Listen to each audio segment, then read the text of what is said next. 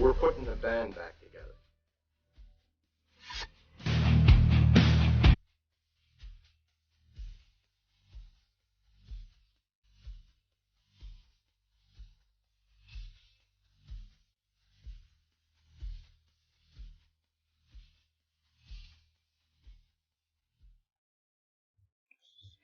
Did you like that?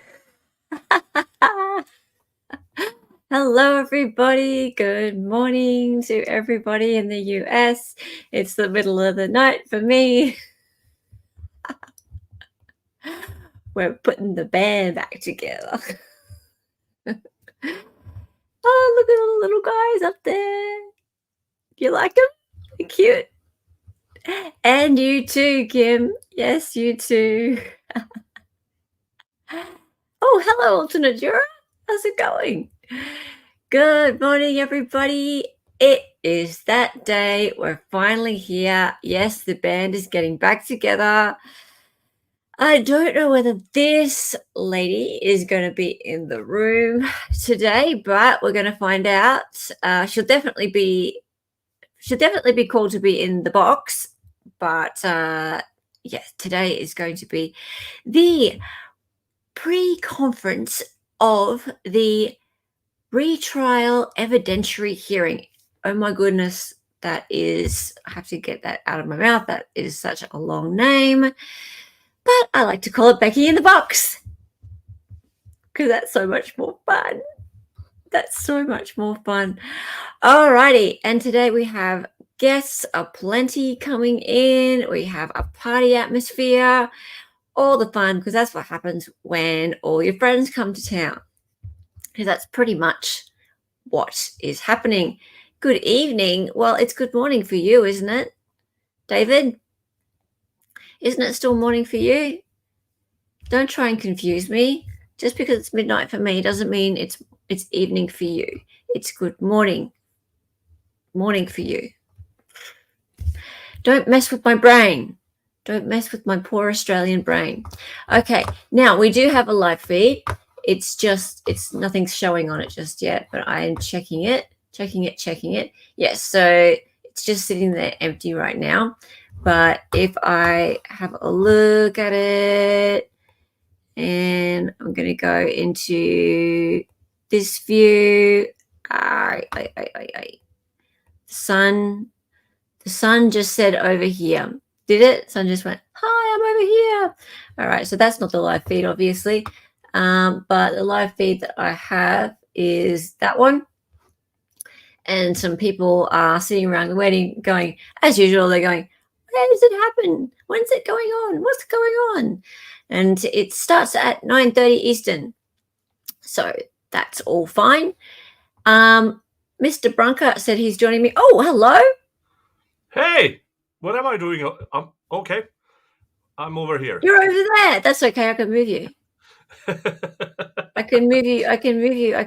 I'm all set for people to come in, and I've kind of changed things around, but it doesn't really matter because check this out. We'll go like this. Oh, hey. Hello. Hey. Hi. Nice to see you. Nice to see Lovely you too. to see you. Oh, you're Lovely all to dolled see up, aren't you? I'm cute, but you're all dolled up too. You're very cute too. And speaking of dolls, look. Oh, you. I mean, they have. Oh, it's sad that it's the likeness, but there's a market. There's a market for what? People have been saying if they were real that they'd buy them. Yeah, but here's the thing: people kind of own the likeness to their own names and images or faces. Yeah. So you they kind of. Yeah. Yeah, I suppose so. Then you have to have license and stuff like that. Okay, but, well, that's a bit of a shame. Yeah. That's a bit of a shame. Thank you, Dali, for finding that stream. Much appreciated. I believe, I was just going to have a look at this article by Anjanette Levy because it sort of shows a little bit of background before we get started. And Law and Crime did say that they were going to stream it as well. Also, Fitz News, good old Will over there at Fitz, who's not that popular with some of the rest of the media at the moment over there. So there'll be a bit of side eye going on. He said he's going to be streaming it too. So I have that that page open. Yeah. So I have a couple of possible feeds happening, but you just never know. You just never know which one's going to be best. Yeah. Are you excited? Yes, I am. I am. Yes. It's almost sad they chose a Tuesday because at noon Eastern time, it's Yodi Day.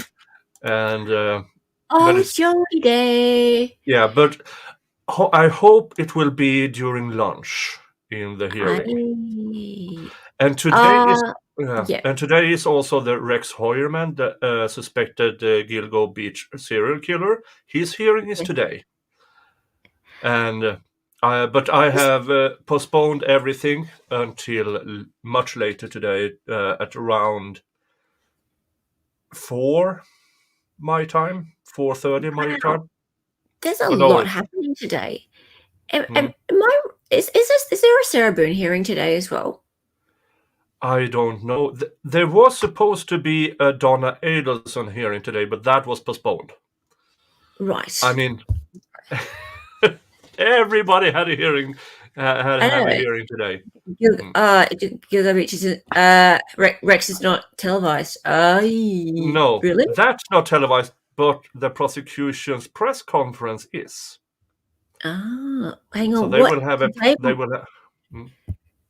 What? The first delayed Jodi? What? It kind of depends on when the lunch starts in this hearing. Okay. Right. Yeah. Wow. Okay. Well, this must be a big event. This just must be the biggest. So everybody in chat, we need you to share this link because there's a bunch of other channels streaming this too. So we need you to do a bit of work for us. Yay. And find Hella and me on the tweets and share those with your audience as well. So we can get Hella to a great audience today.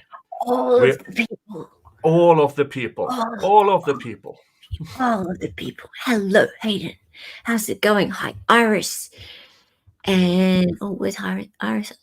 Iris and Sue and Fed and what? Oh, yeah, I put yours up there, Iris. Yes, Mrs. Sex. Christine. All right, so let's have a little bit of a look at this. So I wanted to just talk about this thing about she pees in every corner of the courtroom thing. Because, I mean, come on now. Really, if EB is there, Mr. Eric Bland, well, I mean, eventually he's going to be in front of this judge. So it's going to be a moment when he gets in front of this judge. And for those who don't know, basically, he has Mr. Eric Bland is representing 4 of the jurors. That's 4 of the jurors who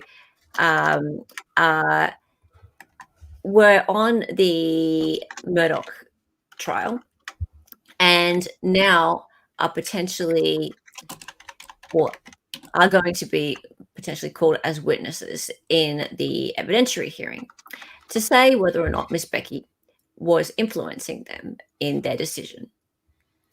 And Mr. Eric Bland came to their defense and said, you know what, I am the superhero lawyer and I will represent them pro bono.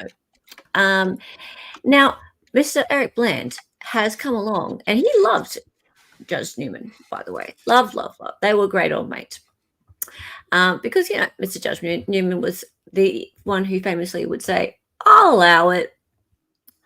But he doesn't like this new judge, Justice Toal, very much. And there's a reason for that, in fact. But we can look at that in a moment. But what he has said quite famously about Justice Toal is this lovely quote. She pees in every corner of the courtroom. And that basically means that she marks her territory. So when it comes to the point where we actually see Mr. Eric Bland in front of this new judge, it's I think there's going to be a few fireworks that are they're going to happen. It's not very nice. It's not very nice for her to have to hear things like that. All right, so fireworks are expected Tuesday, that's today, at a status conference for Alex Murdaugh's motion for a new trial, as a new judge takes a bench and makes decisions about what evidence will be heard and which witnesses will testify at a three-day evidentiary hearing later this month. Ooh, we can't wait for that. Murdaugh claims Culloden County Clerk of Court Becky Hill tampered with the jury in his double murder trial last year. The jury found Murdaugh guilty of murdering his wife, Maggie Murdaugh, and son, Paul Murdaugh, after 6 weeks of testimony and roughly 3 hours of deliberation in March 2023. Prosecutors for South Carolina Office of the Attorney General have argued an evidentiary hearing of the defense claims isn't necessary. Of course they did. However, Justice Toal, who was being appointed by the state's High Court to preside over the motion, has already decided a hearing is necessary. Yes, Toal was the first woman to serve as Chief Justice of South Carolina's Supreme Court. There you go. So she's Paw. Oh, don't we miss Paw? Yes, we're going to start hearing about Paw all over again. Can you imagine?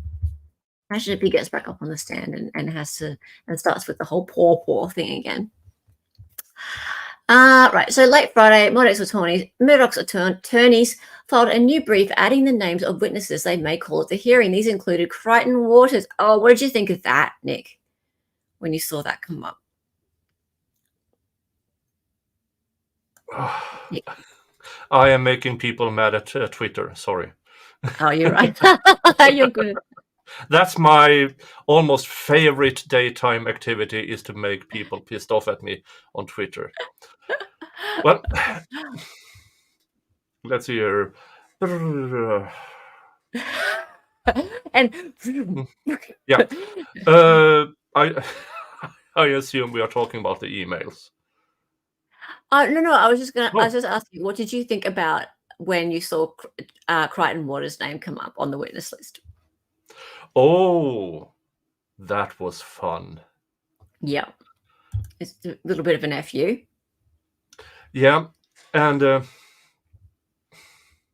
I assume that has to do with Ms Becky Hill referring information to the prosecution.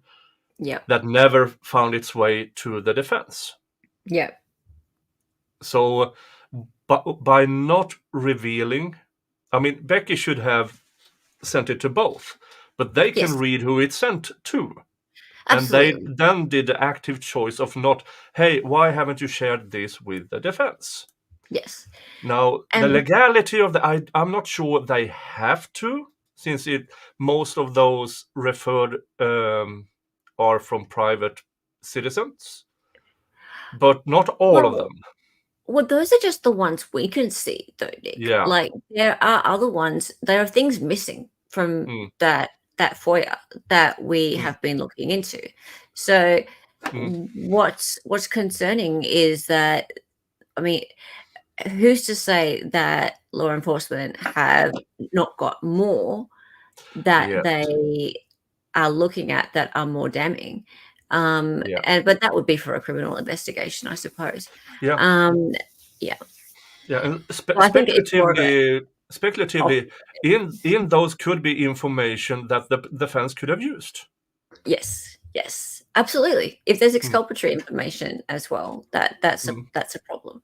So, documents recently came to light that showed Becky Hill passed along emails from members of the public who offered opinions. Here we go. About defense witnesses to Waters and Jewel. Jewel is the paralegal for the Attorney General. However, Hill did not send the emails to the defense team. The defense also plans to call several jurors to testify, including Juror 785, also known as Egg Lady. Oh, you couldn't make these things up, guys. She was dismissed during closing arguments and drew laughs in the courtroom when she asked to retrieve a dozen eggs from the jury room before leaving the courthouse. The circumstances surrounding the dismissal of Egg Lady had become a point of contention between the defense and prosecution. I felt like this whole thing surrounding Juror 785, because I kind of refused to call her egg lady. It's stupid. I kind of felt like that was the big thing.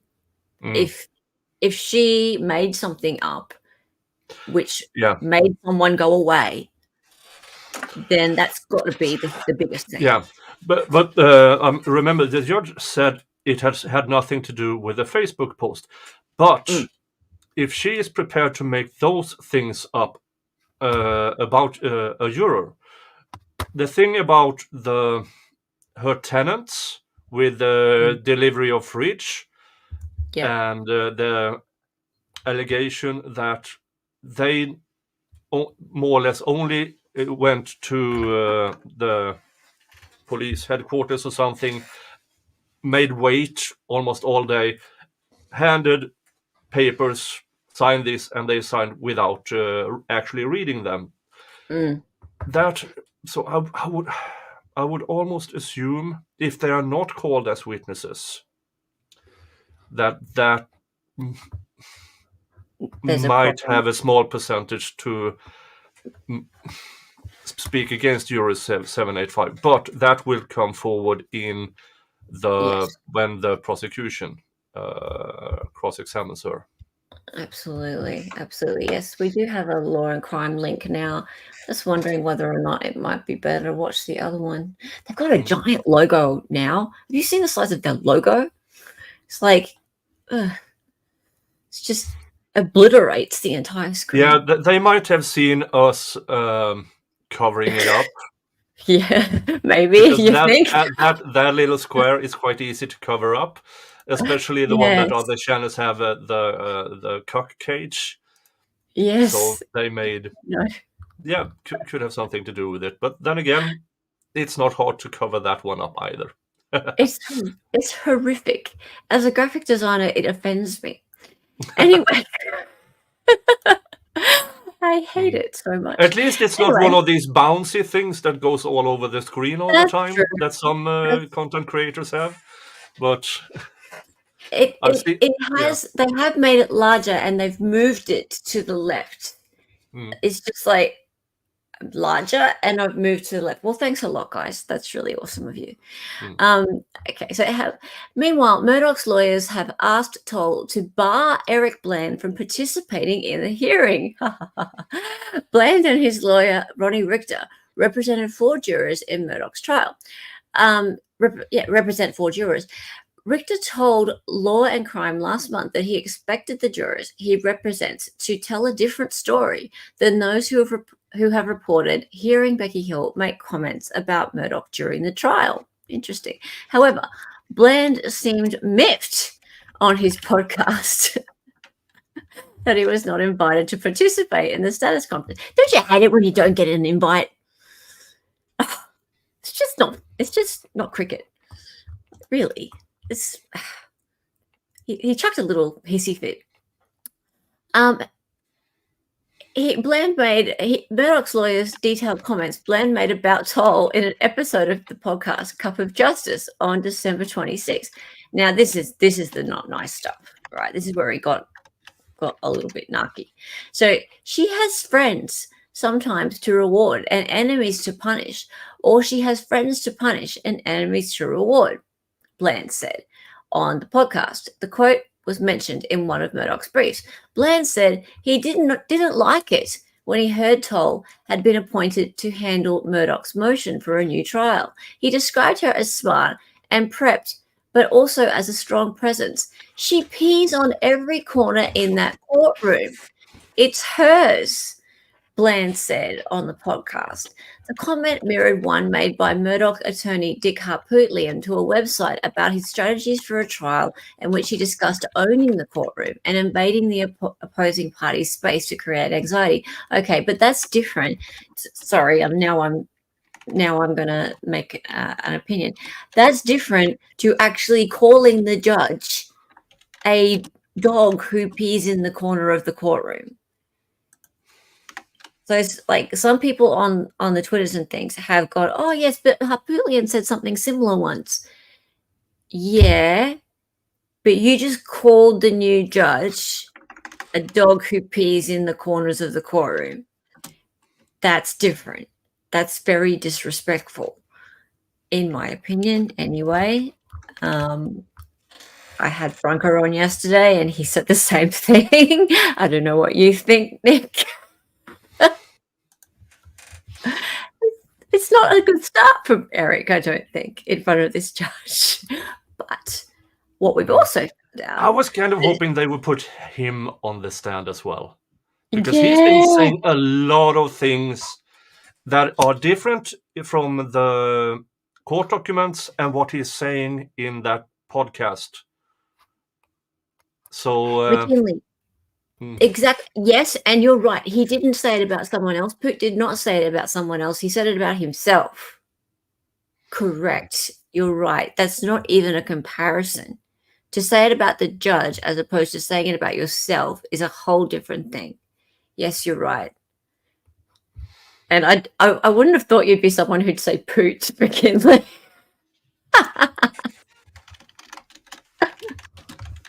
You're right. Actually, I've got something else I can show you. Just a minute. I'll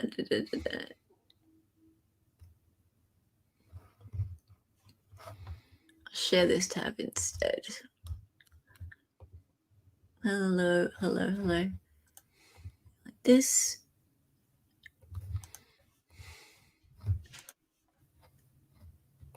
Cool. A couple of weeks ago on Hearsay for Days, I actually showed where this all came from. So I can play you.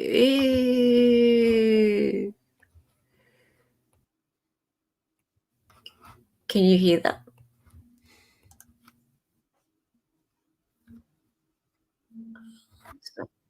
No.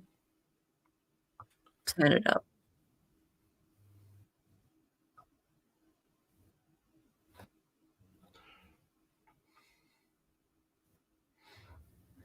I'll boost it up. Do you in chat hear? Because I hear 0. I mean, not low sound. I hear 0. Yeah.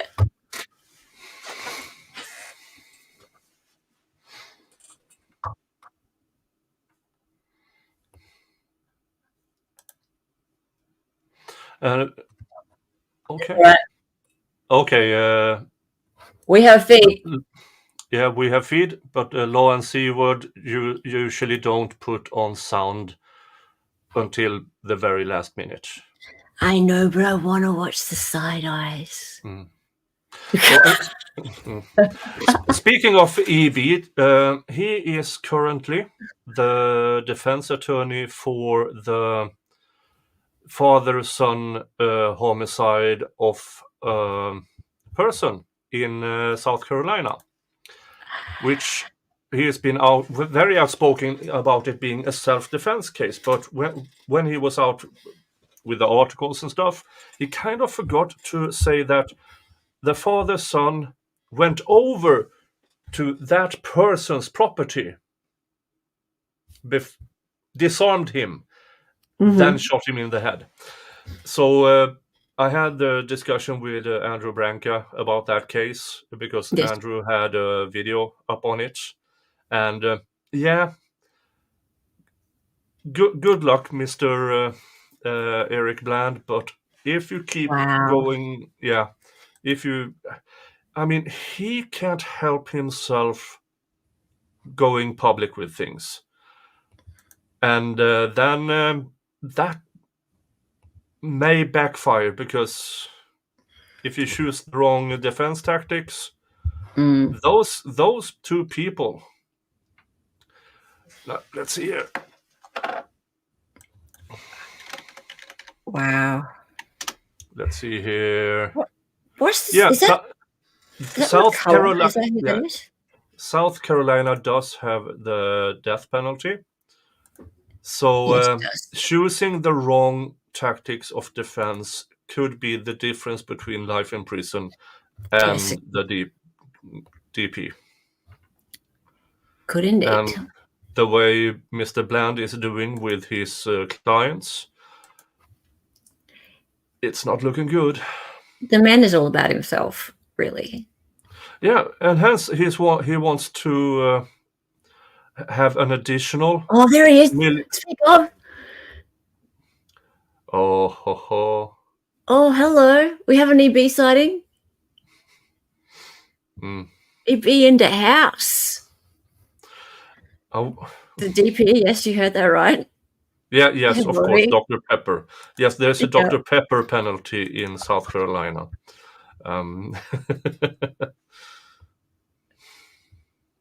There is a Dr. Pepper penalty. And in the civil cases, Eric Bland has been going for additional monies for his clients.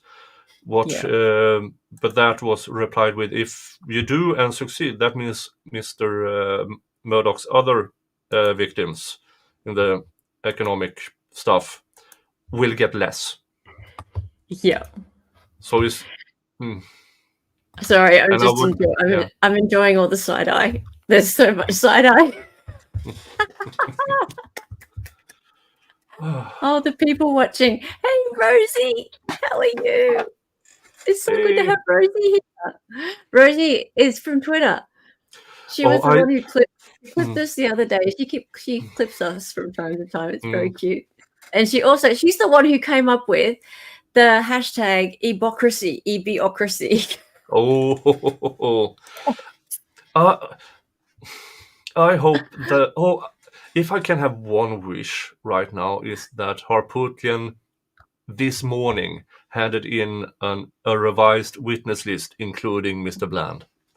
Yes, that would be. Oh, that would be. It would be so funny. Would it be so great? Hypocrisy. Yes, Rosie, that's all yours. All these people represented either Alex's victims or boat crash kids. It's true, isn't it? It's true. Is that Laurie? No. Is it? As in Laurie Lawyer? It looks so much like her, but I'm not sure. No, it's not. God, that looks like her. Yes, that's what I just said. It's like, it can't be. But it looks like her, but it doesn't have. It is Laurie, you think? Yay, Laurie?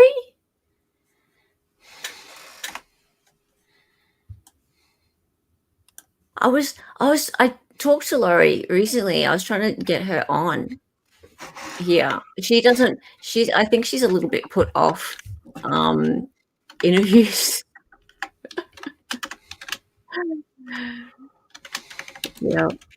She's got a really big audience of her own. She doesn't really need to do interviews. Look for Liz. Liz is not there. Liz is not there in the courtroom today. She'll be there for the evidentiary hearing later in the month. So, Nick, we're going to have someone on the ground there for the evidentiary hearing. Nice. Yeah, I know. Check us out. We're big boys. Yeah, so we've got paralegal Liz, who was on the Becky Mel stream the other day. She's lovely, and she's a paralegal in the area. She's actually a friend of one of the witnesses. She is going to head to, is it Richlands County? That's the name of it. It's about an hour and a half from where she's at. And she's going to spend a couple of the 3 days actually in the courtroom and report for us live.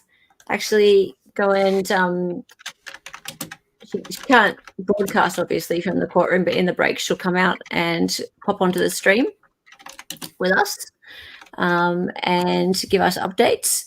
Liz is also a plant lady. Yes, she is.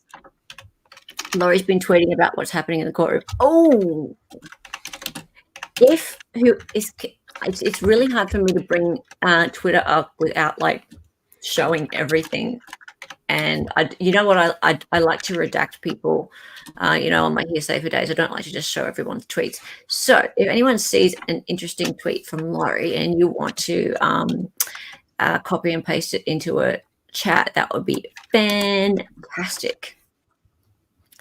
Don't worry, I taught her all my tips for covering a trial in person. Oh, good for you, Dali. Yeah, because you are just a fantastic court correspondent, aren't you? Do you remember, Nick, when Dali went and covered the Turney trial? Oh. That was awesome. He did a great job. Yeah, I have to apologize to Sal because we didn't tell him if you sit behind the defendant, you are showing support. Oh. Don't hurt yourself, Alex.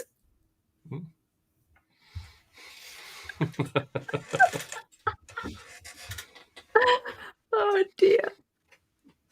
Oopsie. Dali to Liz, make weird eye contact with participants. Oh. Don't take notes like Sal.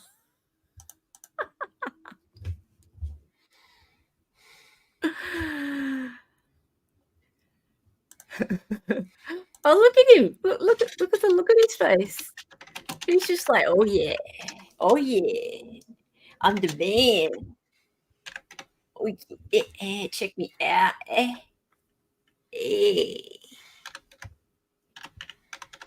Oh, yeah. I'm getting a new trial, baby. Yeah. Thanks to that silly bitch. I'm getting a new trial. Yeah. Watch me. She was so busy making sure the trial went where she wanted that she forgot her actual purpose, which is to stay the F away and just be a bureaucrat, making sure things went smoothly as a neutral part. But no, there has to be a background of animosity. There has to be some, because she was elected in 2021, November 2021. Okay. And I think by then everything was already stirred up in this. Oh, yeah, so for sure. It's almost as if she wanted to get elected for this purpose. Yeah. Oh, look, but I don't know whether or not it's so much about him as it is about her opportunity to find fame and fortune. Like, it feels true. More the latter. Like, I think, there's sort of a jumping on the bandwagon, we hate him thing going on. But then I feel like she knew that this was going to be the trial of the century, and therefore I'm going to write a book. This is going to be my thing. Yeah, because there are so many books, trial books out there that written correctly make bank. Sadly, she is not a writer. It was a garbage book from what I've heard. I was not going to part with a cent to have access to the book. And here's the thing. She had a co-writer that should have gone through the book. And if he is an actual author or journalist or whatever, he has the capability to make it interesting. But he chose not to get the book out in time. And you still have to have a good book for it to make money. Honestly... Oh, she was elected 2020. Thank you, McKinley. Thank you, 2020, McKinley. Okay. Thank you, McKinley. She's a fame whore. Yeah, 100%. And so is a lot of other people, by the way, involved in all this. She's not the only one, right? But unfortunately, she had access to the jury, and she got caught saying shit to him. So, but like, there's a lot of other fame whores. EB.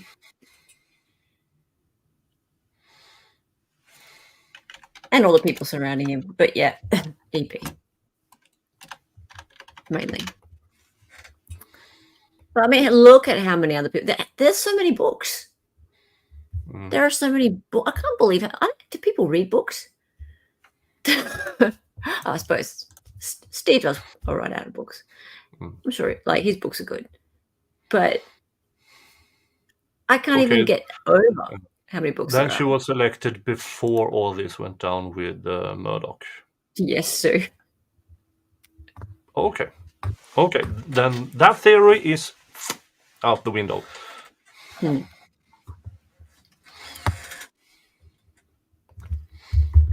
I'm just trying to work out what to put over the law and crime thing.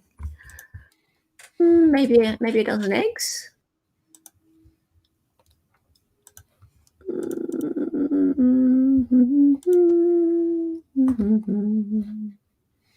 Maybe the eggs will get cracked. That might do it. Yeah, I might try that. Okay. Go with that one.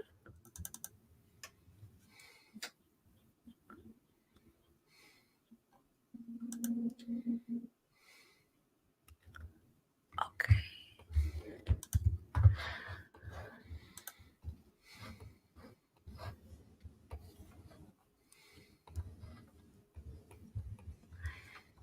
He looks pretty relaxed, doesn't he? Yeah. You poor misunderstood. I mean, he's a lawyer, and he scammed a lot of people out of a lot of money. So he's used to high pressure things. I think he's doing quite all right in prison, because he probably is the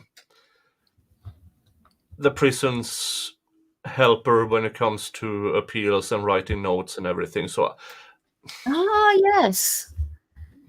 Yes, lawyers do okay with that kind of thing, don't they? They sort of earn their way. They keep themselves out of trouble. Well, most of us don't do what he does, but we are used to high pressure and everything. And he especially since he's off the drugs. Well, there are a few people at the moment saying that he was never on drugs at all. That wouldn't surprise me either, because a $50,000 a week drug habit sounds more like he is in the distributing kind of part of the chain. Well, yeah. I was looking at a new theory. Well, I don't know how new this theory is, but it's interesting. It has to do with the whole Stephen Smith case, actually. And I don't know how many people have heard about this, and I'll tell you as much as I can before this starts. But basically, the whole idea is that the Stephen Smith case has apparently nothing to do with Buster. Buster was somewhere else that night, completely somewhere else, has an alibi.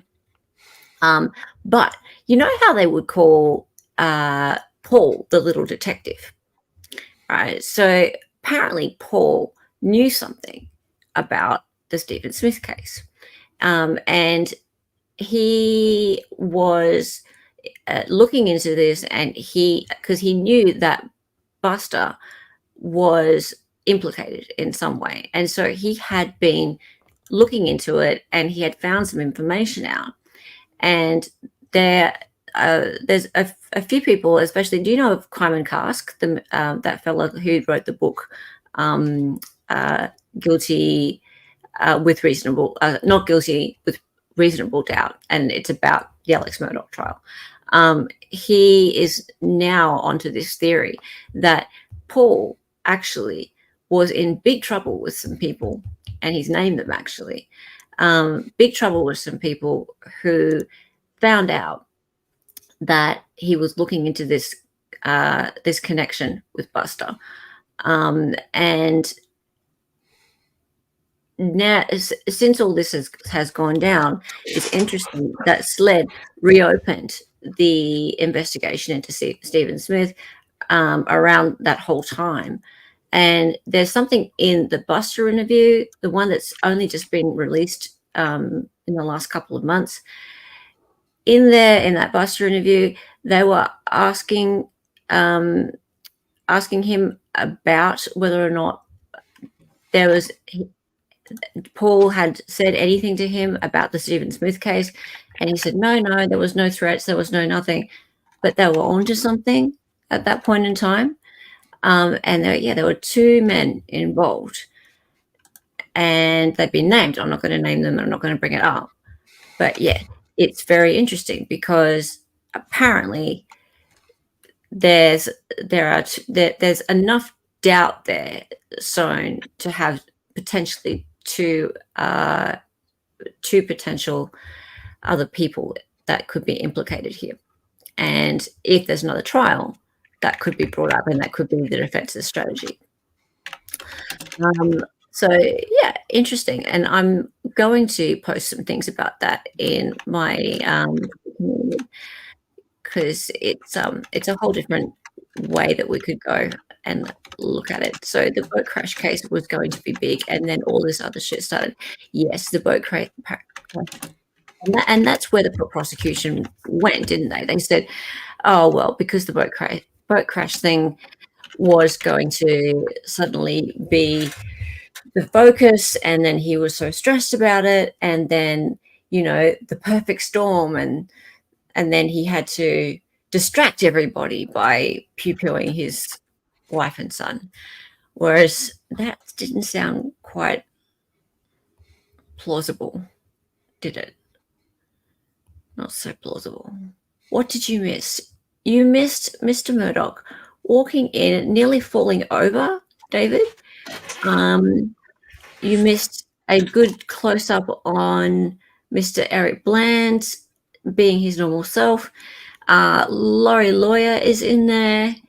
And basically we've just been watching the defendant chitty-chatting to some people and looking kind of pleased to be there, to be honest. The online. So the Moselle property was allegedly used to smuggle drugs under the previous owner. That's why it had an airstrip. Really? That's cool. I didn't even know it had an airstrip.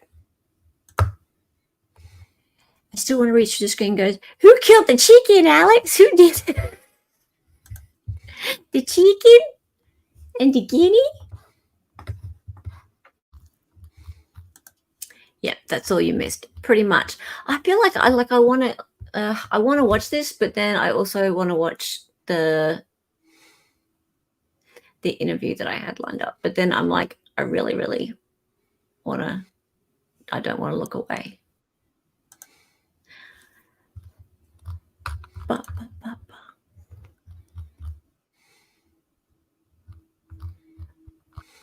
Oh no, here we go.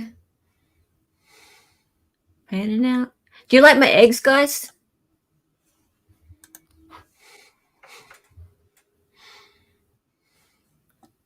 See, well, cracked eggs looks better than the law and crime logo.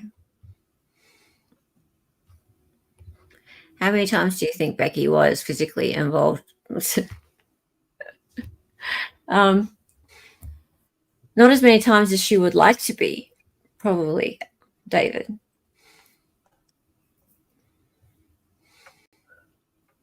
I think he didn't call her back. No, I've got more eggs than that, Dali. Google Barrett Bolware. He was the prior owner of Moselle. Alex got it for a song because Bolware was dying of cancer and owed Alex money. If there is a way of something to be shady, it will be. Oh, you just know all this stuff online. You know all of this stuff. I love how you know all of this stuff. I love how you know all of this stuff. I wonder where Mr. Bronco is. Let me just check he's got the link. Okay.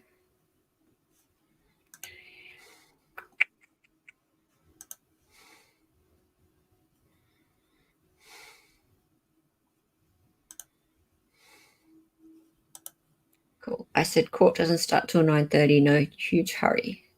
stuff. All right, because apparently yesterday he was snowed in. All you people who live in the Northern Hemisphere are apparently quite cold. How bad is it for you, Nick? I'm still making people mad at Twitter. Oh, can you tell us about it? No, it's about the Georgia and indictment, and I'm in a discussion with a moron. Oh, sorry, only 45 minutes in. You can say moron. How indictments. I mean, there's a grand jury indictment, or the defendant can choose a waiver to a grand jury indictment, and it has to do with the backlog to the court regarding District Attorney Fannie Willis is choosing to have 4 RICO trials simultaneously this year.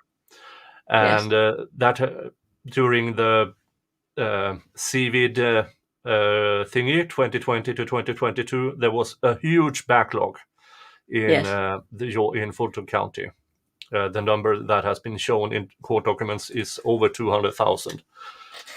And then some jackass, it's only this many. No, those are the people who are already indicted. Those have a court date upcoming, but it's being pushed on because of these 4. And when you count in the people who are yet to be indicted, either via grand jury or waiver, then those are often misdemeanors or waivers. Then you have all of a sudden the number makes sense, because 200,000 crimes in Fulton County in 2 years, yes, it happens. That makes more sense. Yeah.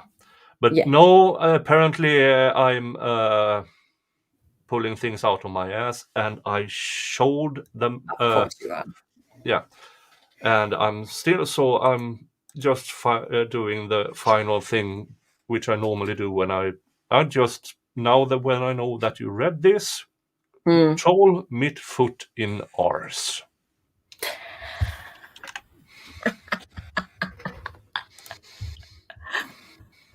Oh dear.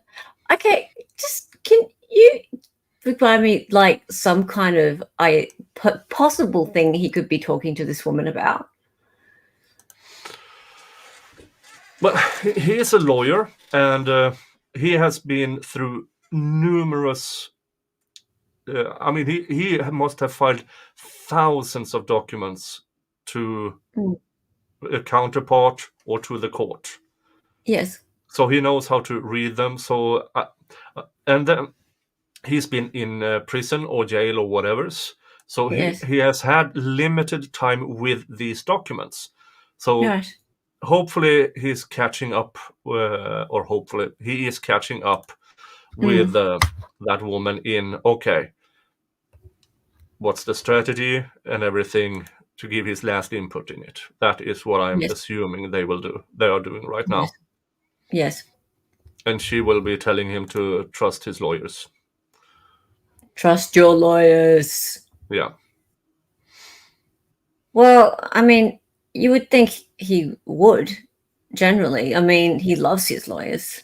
They've gotten to this point. Yeah. He would not be in this position right now if they hadn't have traveled down the dirt roads in the Mercedes to get to the jurors. That's a famous quote by Harpootlian about that. I will just, rather than take our eyes away from the screen, I'll just read out the thing that I was going to show you. And that is my friend Ben Smith, who we all love from the Twitters, our internet sleuth. He found out why Mr. Eric Bland didn't like Judge Toal very much. And he went and indeed, this is great. I love this. So he went and found out that he said, I wondered, maybe there's a reason he spoke of the losing side can be humiliated and excoriated. Such interesting language. I wondered about that case. Oh, hello, Mo. How are you? Good. I survived the drive, the second drive to take my children to school.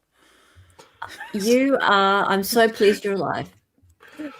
Haven't your oldest got her driver's license? Then she can drive. Well, it's her first time in like snowy, icy weather, so I didn't want to put all the kids in one egg basket, you know. You know how to teach kids how to swim? You throw them in. Oh, well, we don't have a lot of snow. It's mostly the cold. So we have a very light dusting. I think it was the cold was the reason for 2-hour delays. I think. I don't know. People just decide that they're frozen and they don't want to do anything. It's kind of like the rain here. Once it rains, that's it. Everyone just slows down and doesn't get anywhere. Everything takes. Has he been tanning in jail? His skin is just red. But I know, but he's got like the white goggly things going on, like when you go in one of those suits. Yeah, like when you have the little. I always call them little Barbie, bikinis. Yeah, you put them on.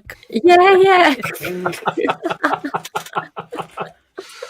Of course, I would notice that. We're like hard-hitting legal stuff now, but is he tanning? Meh. Well, he is a redhead, so maybe it's spray on. They took a detour through the beauty salon for a spray on. Well, or maybe they have him working outside, breaking rocks. Maybe it could happen. Maybe. That could be it. Yeah, he could be outside. Well, he's getting some sun, some vitamin D. Lord, good Lord. I mean, it's possible. It's possible. All right. What I was just about to read out was Chief Justice Jean Hoffler Toal. She actually sanctioned Eric Bland and Ronnie Richter in a few years ago in a lawsuit that they were involved in. So basically what happened was two lawyers, as this is from an article, two lawyers should be held in contempt for breaching a settlement agreement in a legal malpractice suit against law firm giant Nexon Pruitt. The Supreme Court ruled September 22 in a split decision. And what Chief Justice Toal said, she wrote in the majority opinion, "We'll feel very comforted by the fact that the SC Supreme Court found an intentional violation of the settlement agreement which warranted holding attorneys Bland and Richter in contempt." So yes, that was what was the date of that? He looked a little bit younger. 2021, I think. So, and then Ben Smith said, "In my amateur opinion, EB may have been humiliated and excoriated by Justice Toal. Not only did the Supreme Court say the lower court got it wrong, but they went on and agreed with opposing side that EB and partner had shown a willful intent to violate the settlement agreement." And he's found some more reading on that. So you can see there's some bad blood from the past there between. And clearly, I mean, why else would he say such things about the judge that he's about to get in front of if there's not something that... And the judge is supposed to control the courtroom. It's just that EB said, she's pissing in the territory. Yeah, that's what a judge is supposed to do. That is the judge's territory. That's the judge's courtroom. Yeah. If you don't like it, maybe you should consider another career. Yeah. Well, exactly. aren't you pretty much God of your courtroom? Like you are, what you say goes. I mean, sadly, that's what we're dealing. Yeah. For good or bad, it's the judge's discretion. I mean, that's what we're dealing with in the Delphi case. I mean, she's doing shenanigans. Yeah. And in the Zachariah Anderson case, the judge's discretion there in the horrible decisions. And a lot of other cases we've been covering the past year. Yeah, but it is the judge's decision. And hey, it's Jimmy. Jim Griffin follows me on Twitter, you know. I don't know why. Nice. Should I slide into his DMs? Holy cow, they've all been tanning. Someone decided to join. He must have gotten back from Turks and Caicos. Everybody but her. She didn't get the memo. She chose the Dr. Evil turtleneck white skin approach today. Well, someone has to be Broomhilda from, Austin Powers. We are on, people. Except we haven't got sound yet, but we're on apart from that. It's very nice to have a sign on the table that says defendant. I would never have guessed anything. You would never know. I was going to be confused, but I'm glad that they pointed it out for the blonde in me. Hey, Lynn, good question. I'm curious how many people here think he actually committed the murders. Did Wilhelm actually pick up a fourth voice in the Snapchat video? We think so. We think that he did pick up a fourth voice. Whether or not that proves that he didn't do it or did do it, we should do a poll. Good question. I will be very candid. I did not follow this case. It was, look, I tried. The judge was sonorous, and he was pure Colombian, uncut Ambien. I could not get through it. I tried, and I was like, this is...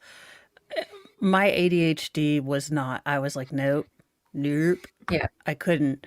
And it was 999%. Did you steal all the money from all the people? I was like, I thought we were going to talk about murder-lating. Yeah. When are we going to get to the murder-lating? And it was... Yeah. I mean, it was 3 weeks of financial crimes, and I was like, I did not sign up for this. I can't. Yeah. And agree, David, you're absolutely right. So make sure that your pool has an option for don't know, but the state did not prove it. Yep. Yes. I mean, the way the prosecution charged it with him doing it all alone, I don't see it. Could they have found evidence of a second person there? Then I would have been okay. Now I understand why there are a few jumps in here, but then they still had to jump the hoop of who. Well, yes, but then again, it's like, isn't that kind of having to prove him innocent by having to show that someone else is there?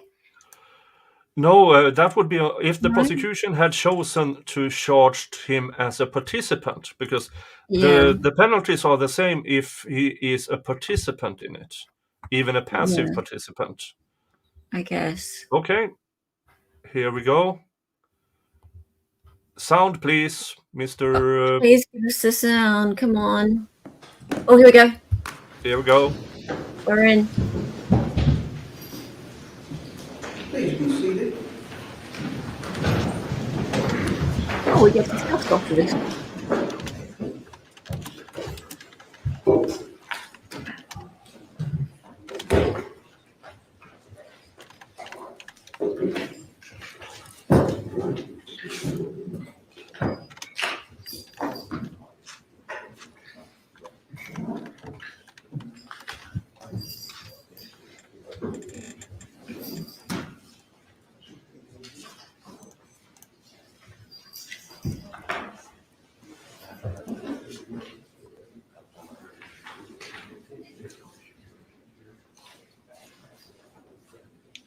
Oh, they removed the shackles? But this he does a flying leap. Well, he is older. I don't know. He might not get as much airtime. Take your shackles off and I can dance.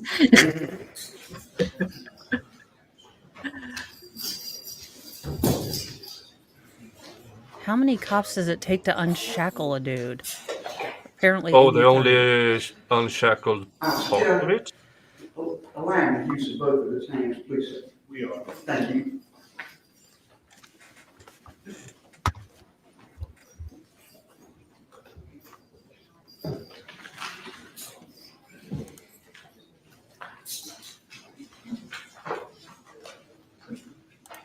Although he's lost a significant amount of weight, so maybe he would get hang time. I don't know. I think for science we should try. I mean, just science. Hey, Elena, Dana, nice to have you here. Yeah, it's always chicken, Becky.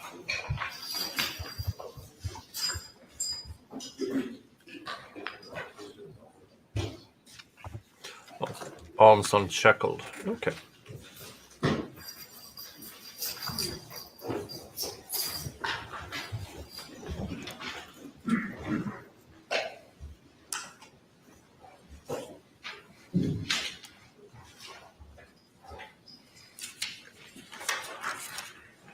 This is a pre-hearing procedure in the matter of State against Richard Alexander Murdaugh. Its case numbers 2022-GS15-00592 through 00595. Defendant Murdaugh was indicted for the murder of his wife, Margaret Branstetter Murdaugh, and his son, Paul Bennett Murdaugh, and related weapons charges. His trial began on January the 23rd, 2023. The presiding judge was Clifton Newman. After 6 weeks of trial, on the evening of March 2nd, 2023, the jury returned a verdict of guilty on all 4 indictments, on which the defendant was sentenced on March 2023 to 2 consecutive terms of life imprisonment. Notice of appeals of his convictions and sentences were filed by defendant Murdaugh's attorneys on March the 9th, 2023 with the South Carolina Court of Appeals. The transcript in this very lengthy trial took several months to produce, even in draft form. Before the attorneys received the final transcript, on September the 5th, 2023, defendant filed with the Court of Appeals a motion to suspend his appeal and for leave to file a motion for a new trial with accompanying affidavits and transcript experts. After further defense and state filings on October the 17th, 2023, the Court of Appeals granted appellant Murdaugh's motion to suspend the appeal and to remand this case to the circuit court to allow defendant Murdaugh to file a motion for a new trial. On October the 17th, 2023, defendant Murdaugh received the final trial transcript and very shortly thereafter filed a motion for new trial in the Colleton County Clerk of Court's office. Subsequently, Judge Clifton Newman recused himself from further proceedings in this matter. On December the 16th, 2023,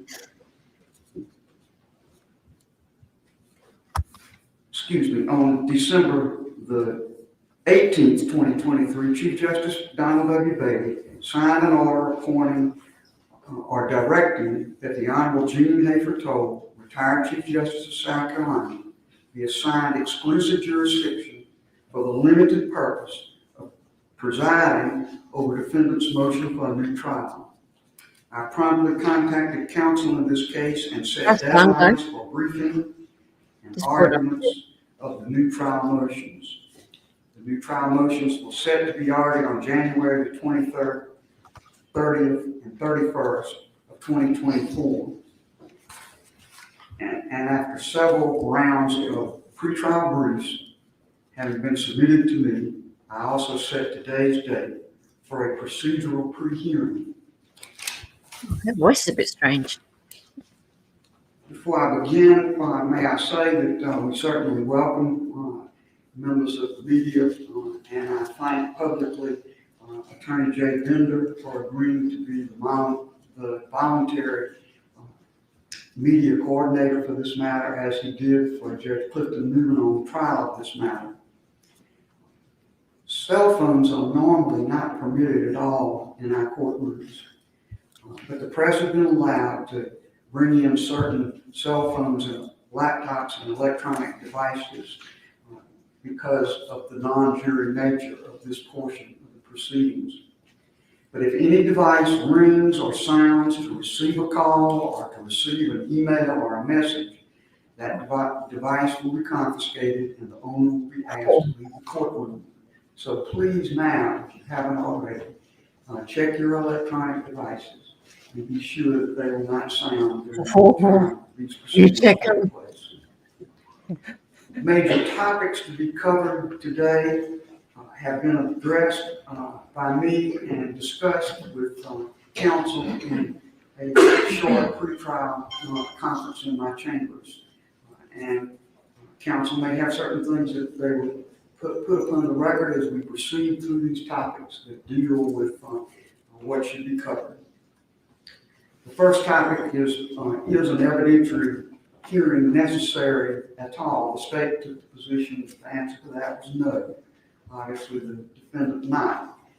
I have set an evidentiary hearing because I felt like we had to have some brackets on the time we would spend on this matter.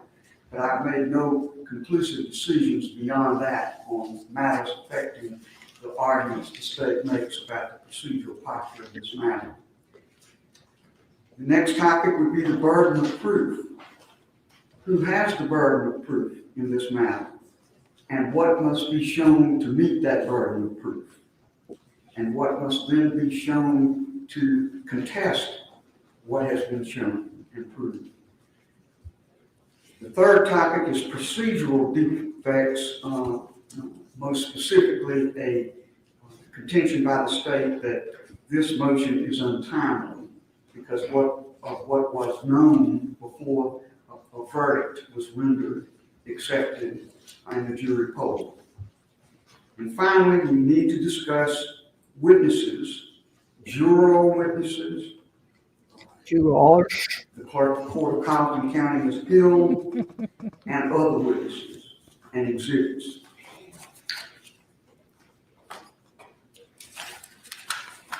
I note that at least one attorney in the room is an attorney for some of the jurors, and other jurors may have other attorneys. When I get to the portion of this discussion where we talk about specific witnesses, and if I am asked to hear from attorneys for the witnesses, I will at least consider that request. I don't know where we will be at that time in terms of what has been decided, but I will at least inquire about that.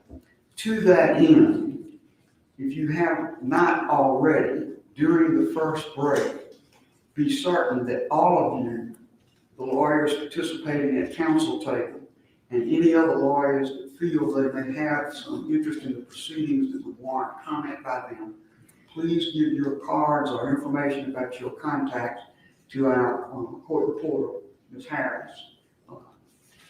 With that, Mr. Harper, being your moving party, you may proceed. Watch out, guys. Frank is coming. Please, of course, Your Honor, you've raised, I assume you want to go in the order in which you just. I would. Okay. You've raised a number of legal issues from whether we've waived, I mean, a number, I forget the order in which you just took them. But Mr. Griffin is going to address those in seriatim based on what you said just a moment ago. As to the witnesses and the jurors, I will be handling that portion of the argument today. Very good. Mr. Griffin, we'll hear from you now. Yes, thank you, Your Honor. The first issue that you've asked us to address is an evidentiary hearing necessary? And the answer to that question is very straightforward, is yes, under established case law in the Supreme Court, the Fourth Circuit, and the South Carolina Supreme Court under Reamer. A Reamer hearing is absolutely necessary where there has been credible evidence presented that there's been improper third-party contact with the jury prior to their deliberations that frankly, whether it goes to the merits or not, a Reamer hearing is absolutely necessary. And we believe that the Court of Appeals decision in this case contemplated a Reamer hearing. And in a Reamer hearing, evidence is presented as to what outside influences, if any, were brought to bear upon the jury. We have, in our motion for a new trial, submitted affidavits of one deliberating juror, one alternate, and then another affidavit of a witness to an interview of an alternate, and all three statements are consistent, and in that they heard Ms. Hill, the clerk of court, prior to deliberations, and frankly, before the defense put on their case. Ms. Hill instructed, do not be fooled by the defense. That's what the sworn statements say. And secondly, before Mr. Murdaugh took the stand, Ms. Hill advised one deliberating juror and two alternates, at least, watch his demeanor, which is an implication of, he's going to lie. And so the question becomes, factually, did those contacts happen? And then, we proceed from there as to what the burden of proof is after that. But the threshold, are we entitled to evidentiary hearing? The law is crystal clear that we are. Thank you, sir. Mr. Waters, to the state. Thank you, Your Honor. May it please the court. Your Honor, obviously, you've addressed the issue of whether an evidentiary hearing is necessary. The state certainly understands that. It is incumbent upon us, though, based on the law, to preserve our arguments as to procedural bar, and those are twofold. And the first one, of course, is that a motion for a new trial must be filed within 10 days of the verdict, unless there's after discovered evidence. And I think an initial inquiry that needs to be determined is when the defense first learned of these particular allegations. In conversations with the defense, and they said they're going to give me an answer, that they may have had conversations with juror 785 prior to her being represented, which was only a couple days after trial. So if that is the case and they were aware of these allegations, then we would want to argue to Your Honor and preserve the issue that this is not after discovered evidence and that there's a procedural bar in that regard. Secondly, we made the argument that the affidavits on their face, the only deliberating juror indicated, and that's 630, in that affidavit only said that she voted guilty. She had questions, but voted guilty because she felt pressured by other jurors. And of course, the law is crystal clear in multiple cases that sort of internal debate, it's actually in Rule 606B, that's not any sort of misconduct or anything that is a appropriate venue or mechanism in order to attack the verdict. So for that reason, we've argued that their showing in their motion for a new trial is insufficient based on the case law for an evidentiary hearing, because there is on its face no sufficient allegation of prejudice. That being said, of course, we fully understand and expect the evidentiary hearing will go forward, and we'll be happy to address burden of proof after the defense makes their arguments. Very good. All right. With respect to, Mr. Griffin, anything in reply? Your Honor, it does not appear that the state, takes a position contrary that a rumor hearing is required. They're arguing that we have sort of waived the right to that hearing. There's no evidence of the record of that. I can assure the court we did not know of this information within 10 days after the trial. And when we learned of it, we promptly acted. Well, in conversations with Mr. Harpootli and Mr. Griffin, they were going to actually look into that and look at their paralegals' notes. So I fully rely on and trust the defense to give me a fair answer to that question. And then again, if there's an issue to be raised, we will raise it. We're not conceding anything. We just wanted to preserve our procedural issues. I don't think we need to go back and forth many times about this. I think I understand your position. The judge is like, I will pull this trial over and this is no not, frosty. I am not conducting a rumor hearing. Rumor is a 1954 decision of the United States Supreme Court that deals with the question of influence of the jury and a motion for a new trial on the basis of after discovered evidence of that influence. I rely on the South Carolina decision of our Supreme Court authored by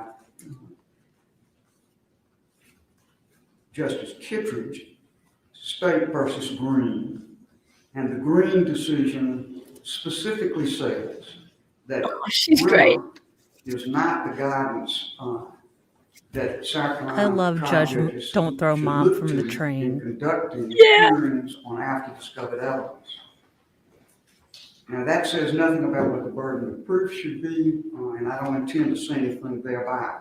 But I do intend to tell you right away that I will be relying on South Carolina's jurisprudence and South Carolina's jurisprudence specifically on what must be proved in a hearing of this nature and who bears the burden of that proof. All right.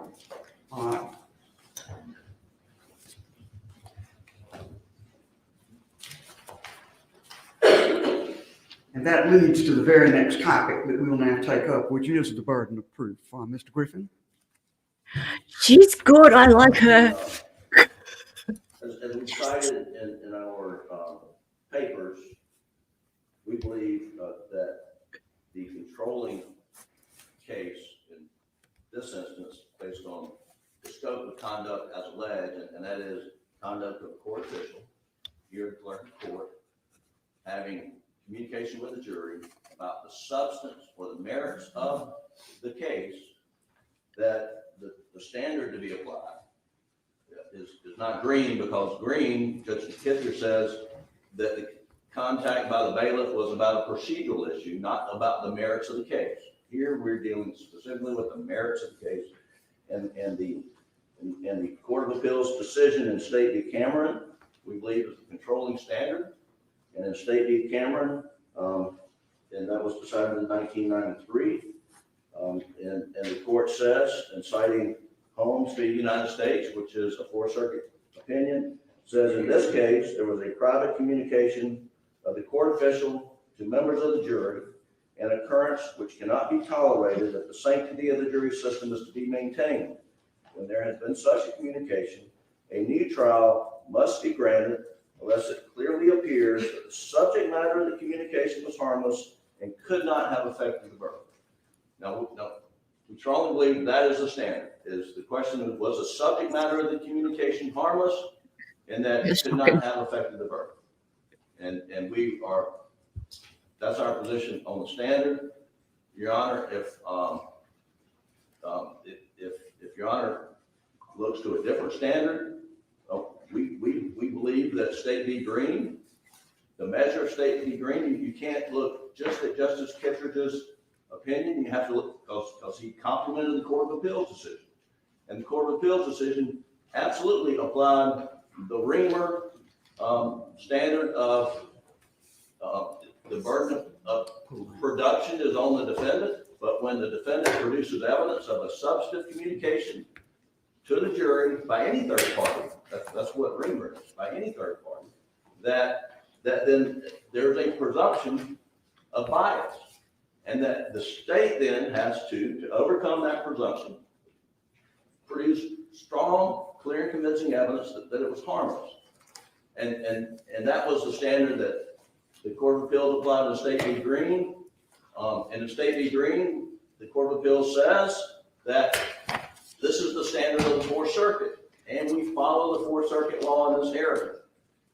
Now, Justice Kittredge says that the communication by the bailiff, which essentially said, if you're deadlocked, which they never were and never became deadlocked, then the judge may ask you to stay locked. I mean, that was the communication by the bailiff in Green, and Justice Kittredge says that did not go to the merits of the case. Justice Kittredge didn't throw out the Reamer presumption standard in State v. Green, Your Honor. And it's important, the Court of Appeals decision looking to the Fourth Circuit, because, as Your Honor knows, this case, and I would encourage the court to look at the Holmes decision out of the Fourth Circuit, which we cite, which applies Reamer. It applied Reamer in a habeas corpus case when they said Reamer is the clearly established law in the Fourth Circuit. And it vacated a death penalty conviction out of North Carolina because the North Carolina courts did not follow Reamer. And so the Court of Appeals decision in Green says we look to Reamer. Justice Kittredge says, we're not going to apply the Reamer presumption here because it didn't go to the merits. What we have in this case, and what we have, presented through proffer on the affidavits, something that goes to the heart of the merits. It's the defense. and it's the credibility of the defendant's testimony. And so we do have the burden of production, but we do believe that the standard in Cameron is we just have to show that the subject matter of the communication, that it was material to the case, and that then the burden shifts to the defendant to prove that it was harmless. Excuse me, the burden shifts to the state to prove it was harmless. He just answered your question. Mr. Waters? David, Sorry,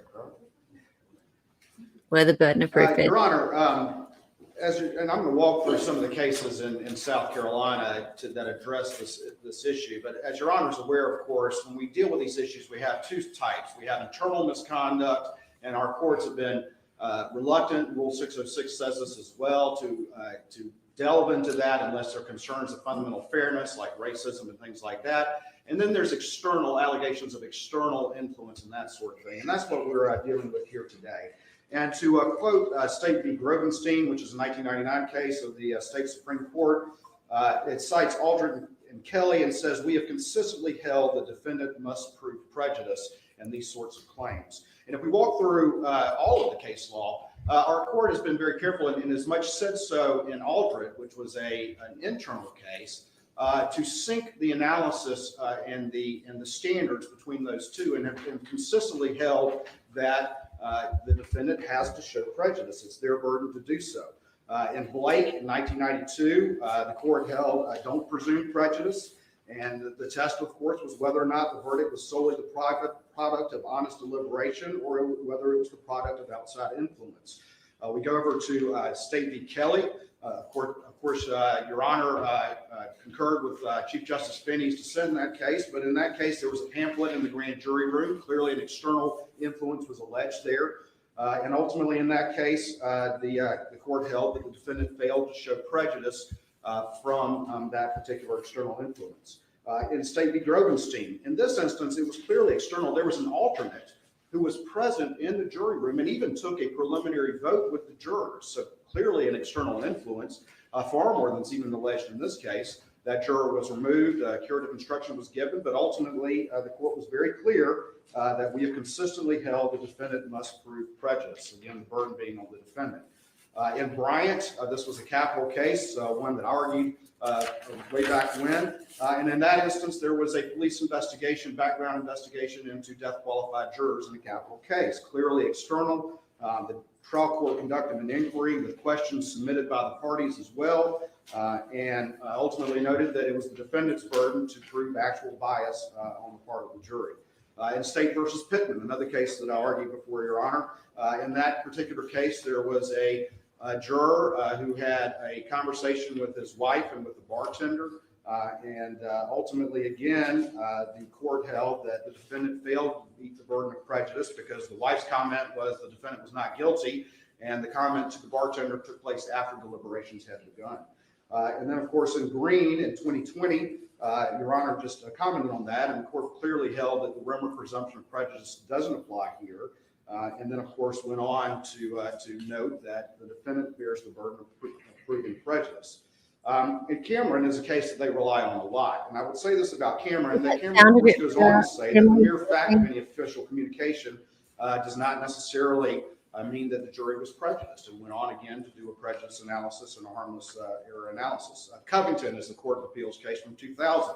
In this particular case, there were jurors who supposedly knew the defendant and knew some external information about whether or not he had had previous difficulties with his wife and that sort of thing. Clearly external information. And again, the court held that the defendant failed to show prejudice. So the case law in South Carolina, both from our state Supreme Court as well as our state Court of Appeals, it's clear, it's in sync, it's uniform, that it's the defendant's burden to show prejudice. And that's, of course, only after there's a determination that any sort of extraneous influence occurred. And that would be the state's position, that it is the defendant's burden. And again, we can address at the appropriate time what the state's position is as to the order of which the evidentiary hearing should go. Thank you, sir. Mr. Griffin, can you reply? Yes, Your Honor. There is a tremendous difference in the law as to how the court analyzes juror misconduct, as in Kelly, where the juror reaches out to her pastor, gets a pamphlet, brings it into the jury room, And that was found during the course of the trial. The trial judge removed juror O, who had gotten a pamphlet, voir-dired every juror to ask what effect that had and if they could put that out of their mind and then deliberate. So that happened during the middle of the trial, but it was juror misconduct. All the other cases that he cited and the state relies upon are juror misconduct cases, not unauthorized third-party communication that goes to the heart of the Sixth Amendment, right by a defendant to confront his accuser, to cross-examine witnesses who present evidence. When a third party makes an improper contact with the deliberating jury before they deliberate, that falls at the heart of the Sixth Amendment, which is a different animal altogether than where a juror engaged in misconduct. And that's where you get to Cameron. That's where you get to Green, which Green says it was a procedural communication, not a merits communication. And Your Honor, in Bryant, well, I would note, Your Honor, dissented in Kelly, but in Bryant, I mean, no jurors were interviewed, as best we could tell by the record. But in Bryant, it was a death penalty case. Law enforcement, I believe the Horry County, were out questioning the jurors' relatives and friends and trying to get their belief as to whether they believe in the death penalty. Apparently, some of that kind of leaked back to one juror, or maybe, but there was no record saying the jurors were prejudiced by that. But the court said that behavior cannot stand, and we find prejudice based on the conduct, not on the juror's testimony. And they didn't use the word presumption, but they found prejudice. And I don't want to get caught up in this issue of do we have to establish prejudice? I think prejudice is established, but the question has to be established. But the question is it presumed under the circumstances?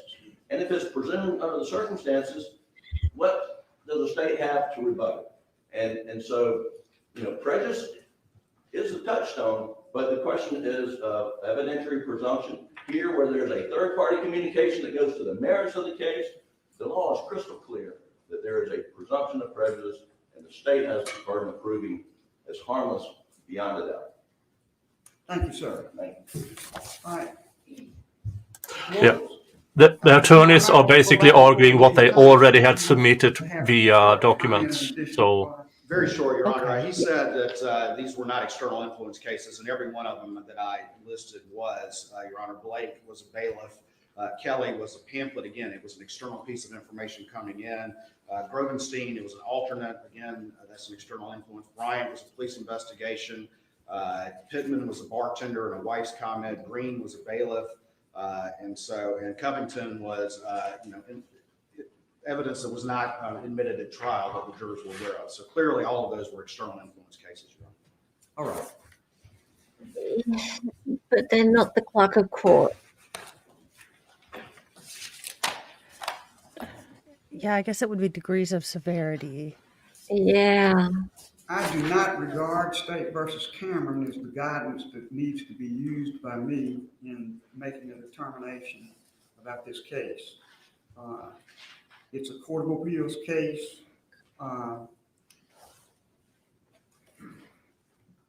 Since that case in 1993, there have been several cases, including Green, Oliver, and others, that very specifically talk about this issue of what the burden is when a motion for a new trial on the basis for after discovered evidence that involves tampering or alleged tampering with the jury.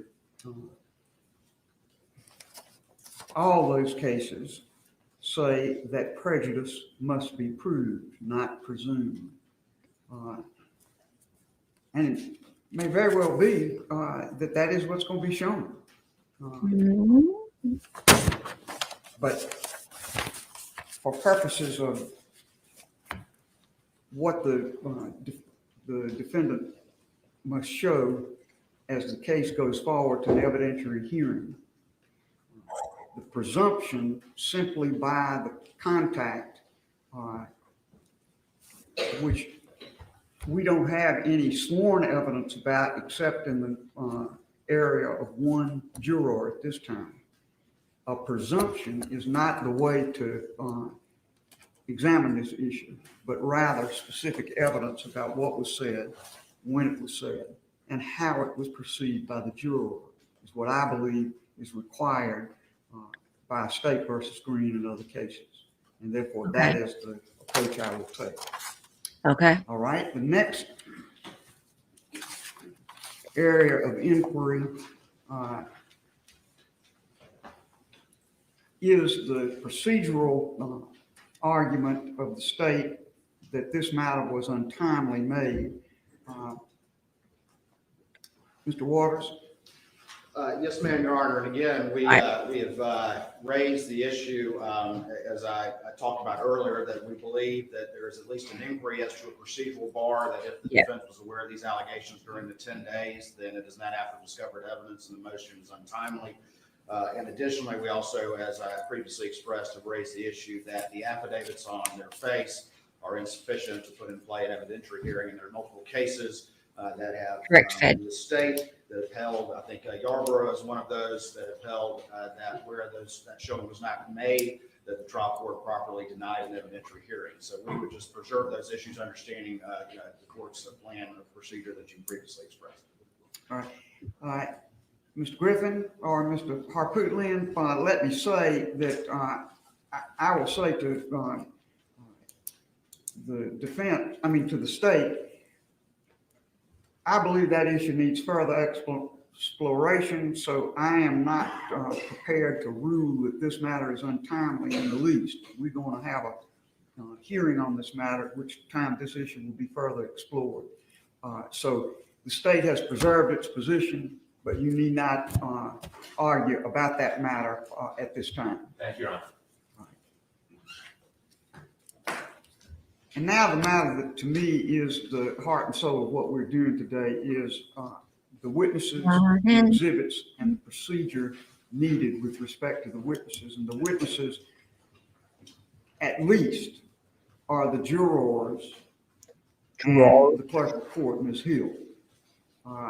What I'd like each side to explore with me is how those witnesses should be presented, who should present them, and how they should be questioned, and whether there are any brackets or limitations that should be imposed on what these witnesses are asked. And I will begin with the jurors, which is really the heart and soul of the matter. Other witnesses are very secondary to the first issue, which is the jurors themselves. It's getting exciting.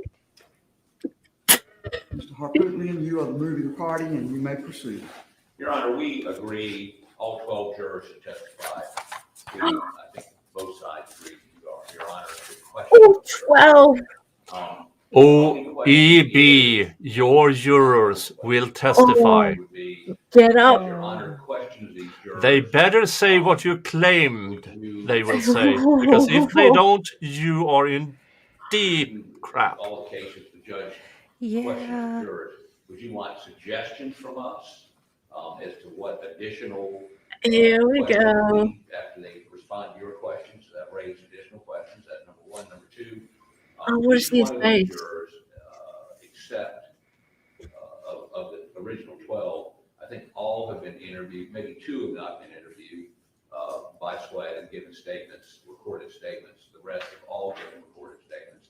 And then SLED prepared a memorandum of interview. We have reviewed all these videos and the MOIs, and I can tell the court that the MOIs aren't consistent in many instances with what was said on the video, to the extent that information was left out. Now, if Your Honor is going to be very restrictive and ask, did the court communicate something to you, and did it affect your decision? I guess that's what we're hearing, Your Honor, when you're following State versus Green. If you're going to say that, ask those questions. There's some of these jurors who indicated they heard the court say what the jurors that gave the affidavit for us say, and I think they're going to to say it didn't affect them, which is fine. If it affected that one juror, we believe that's enough. That juror has obviously given an affidavit to us. The alternate, which was excused, and keep calling her the egg lady, but she was also excused, the alternate because she wasn't needed, the egg lady because the judge found that she had contact with people and discussed the case. They further indicated that the clerk said what we say she said, and we believe they should be examined. We'll be happy to do that, or the court can do that. So there are witnesses, and then we have the court herself. I talked to her lawyer this morning, who indicated she has not made a decision as to whether or not she would assert any constitutional right not to testify. And, obviously, that would be on a question-by-question basis. Maybe, I don't know. I mean, we're not ready to argue what the standard is on the Fifth Amendment this morning. But if she does testify, there are literally thousands of emails were furnished last week by we know Colleton County, some information furnished by SLED this morning and the Attorney General, which might be utilized, I can't say right now what it would or wouldn't, depending on her answer, to impeach, to contradict. So I can't tell you what exhibits there would be or what we would do because I don't know what her answers are going to be. We believe we should be able to examine her as a hostile witness. We should be able to call her as a witness because the burden is on us, as Your Honor just enunciated. Now, the only other thing I would say is this. Even if Your Honor determines that a piece of evidence or a question is not admissible for your consideration for purposes of the appellate record, we believe we ought to be able to make a proffer. So it may be that Your Honor allows us to go forward, and then in your decision decide it's not relevant, in your decision decide you didn't consider it, or whatever. But a stop and go is going to elongate that hearing dramatically. And again, since you're the finder of fact, you can decide not what a jury's going to hear, but what it matters to you. So we think that the examination of the court should be wide open, and we think that the exhibits we would use to impeach her, we would attempt to keep it relevant to the specific issues in this case. I mean, her son has been indicted, for instance, her son's been indicted for wiretapping. There seems to be some inference, at least what we read in the papers, we don't have any specific knowledge, that she was aware of that and that wiretapping was in relation to some ethics complaint about her. That's not relevant. We're not going to ask her about it. Now, we're continuing to examine whether or not there is some connection there, and we're investigating that. But at this point, I would tell you that's not where we're going. Where we are going, by way of example, is we have been furnished an email that she got on February 24th from somebody, which was a photo, a screenshot of a looks like a posting on some sort of Facebook page where the ex-husband of a juror, not the egg lady, alleges that his ex-wife has been talking about the case and she is going to vote guilty because she hates men. Now, what? We know she got it. We know she got it on February 24th. That's a different screenshot than I've heard of. 27th, Yeah. she tells in the That's not a screenshot from the egg lady juror. That's another juror. That Wow. she had seen a Facebook page posting by egg lady's ex-husband alleging that she was talking about the case and she didn't think he was guilty.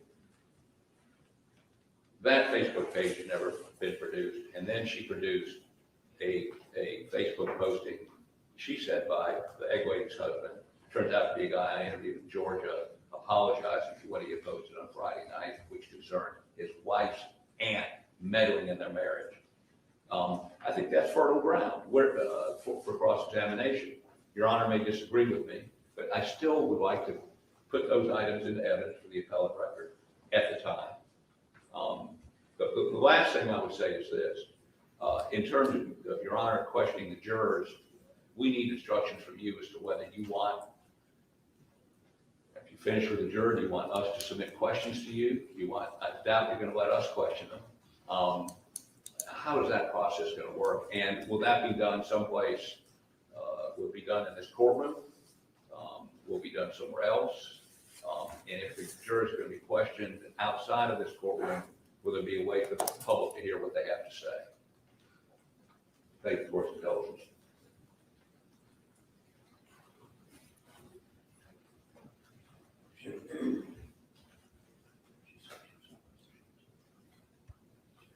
Yeah, that seems to be another juror than the egg lady, because he said not the egg lady. So this is a Facebook post by another juror than the egg lady that somehow we haven't seen in the court filings so far. Yeah, okay. So there's more Facebook posts by jurors. Everyone's the way I understood that was someone else realized they hadn't seen just what they heard, may have heard from the court, but did any of the other jurors, Crazy. For instance, egg lady, we keep calling her. We're going to call the other one bacon lady. An affidavit indicating Becky sausage link. I mean, watch the body language. Sausage man testifies, Mr. Murdaugh. Did she relay that to any other jurors? It's not just what, I mean, did the sitting juror or the alternate in the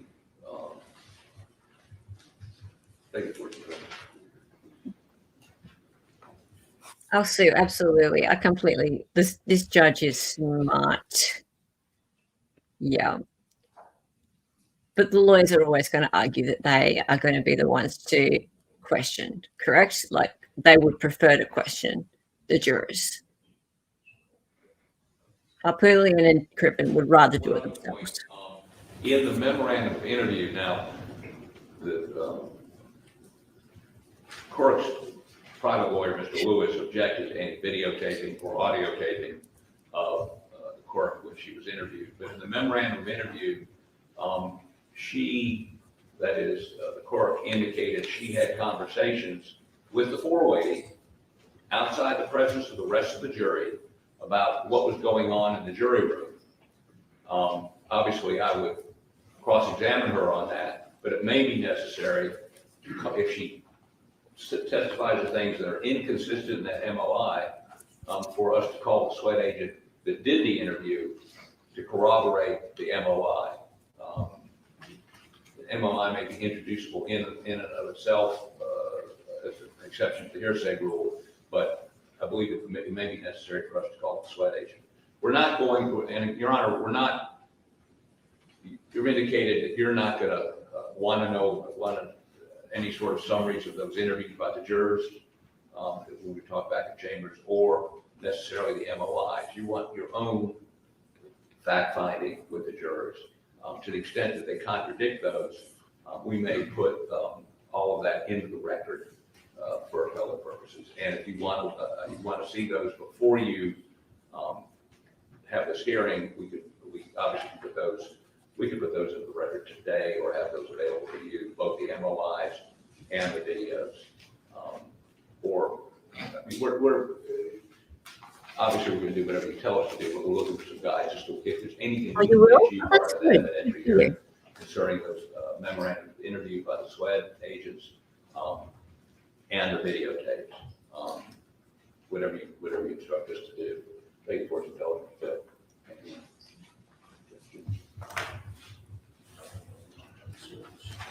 Okay, I'll go back, Phil.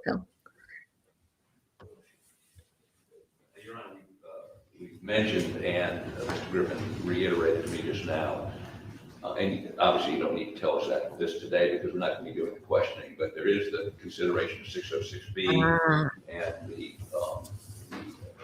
incursion into deliberations. At some point, we don't need to know that today, but at some point prior to you questioning the jurors, we'd like you to enunciate what your position is on that. You're going to have to outline that a little bit more for me. What part of 606B are you discussing? Well, it says, if I can find my glasses. Upon an inquiry into the validity of a verdict or indictment, a juror may not testify as to any matter or statement occurring during the course of the jury's deliberations or to the effect of anything upon that or any other juror's mind as or emotions as influence a juror to assent to or dissent from the verdict. All right, so and what are you saying that in courts for this procedure? Well, I mean, for instance, if we prove to you that the court said, do not be fooled, or, watch Murdaugh's testimony, watch the body language inferring he was lying, he will be lying. One of the issues is if the juror who sat during the deliberations and said that the court said that, did she discuss that with any other jurors? Did she infect the jury? Does this allow you to do that? Well, you certainly, if you go to 606B, it gives you some guidance about that. It says, an inquiry into the validity of a verdict or indictment, a juror may not testify as to any matter or statement occurring during the course of the jury's deliberations or to the effect of anything upon that or any other juror's mind or emotions influencing the juror to assent or dissent from the verdict or indictment or concerning the juror's mental processes, except a juror may testify on the question whether extraneous, prejudicial information was improperly brought to the jury's attention or whether any outside influence was improperly brought to bear upon any juror, nor may a juror's affidavit or evidence of any statement by the juror concerning a matter about which juror would be precluded from testifying be received for these purposes. I take that to give us the guidance we need about the parameters of the questions. But if the juror that gave us the affidavit, would she be asked, did you discuss that during deliberations? Did she do that? That apparently is very questionable under the terms of 606. Yes, and I intend to abide by that. The way those questions have been asked in many cases I have reviewed is to ask the juror whether that's still their verdict. If they asked about improper context and they talk about improper context, then the way to pursue it beyond that for the judge is to ask about the impact on the verdict, not on the deliberations themselves. That may be a small slice of difference, but I think it's very important to understand that no one, not myself or anyone else, is going to be asking the jurors about the specifics of their deliberation, and the rule is quite clear about that. Okay.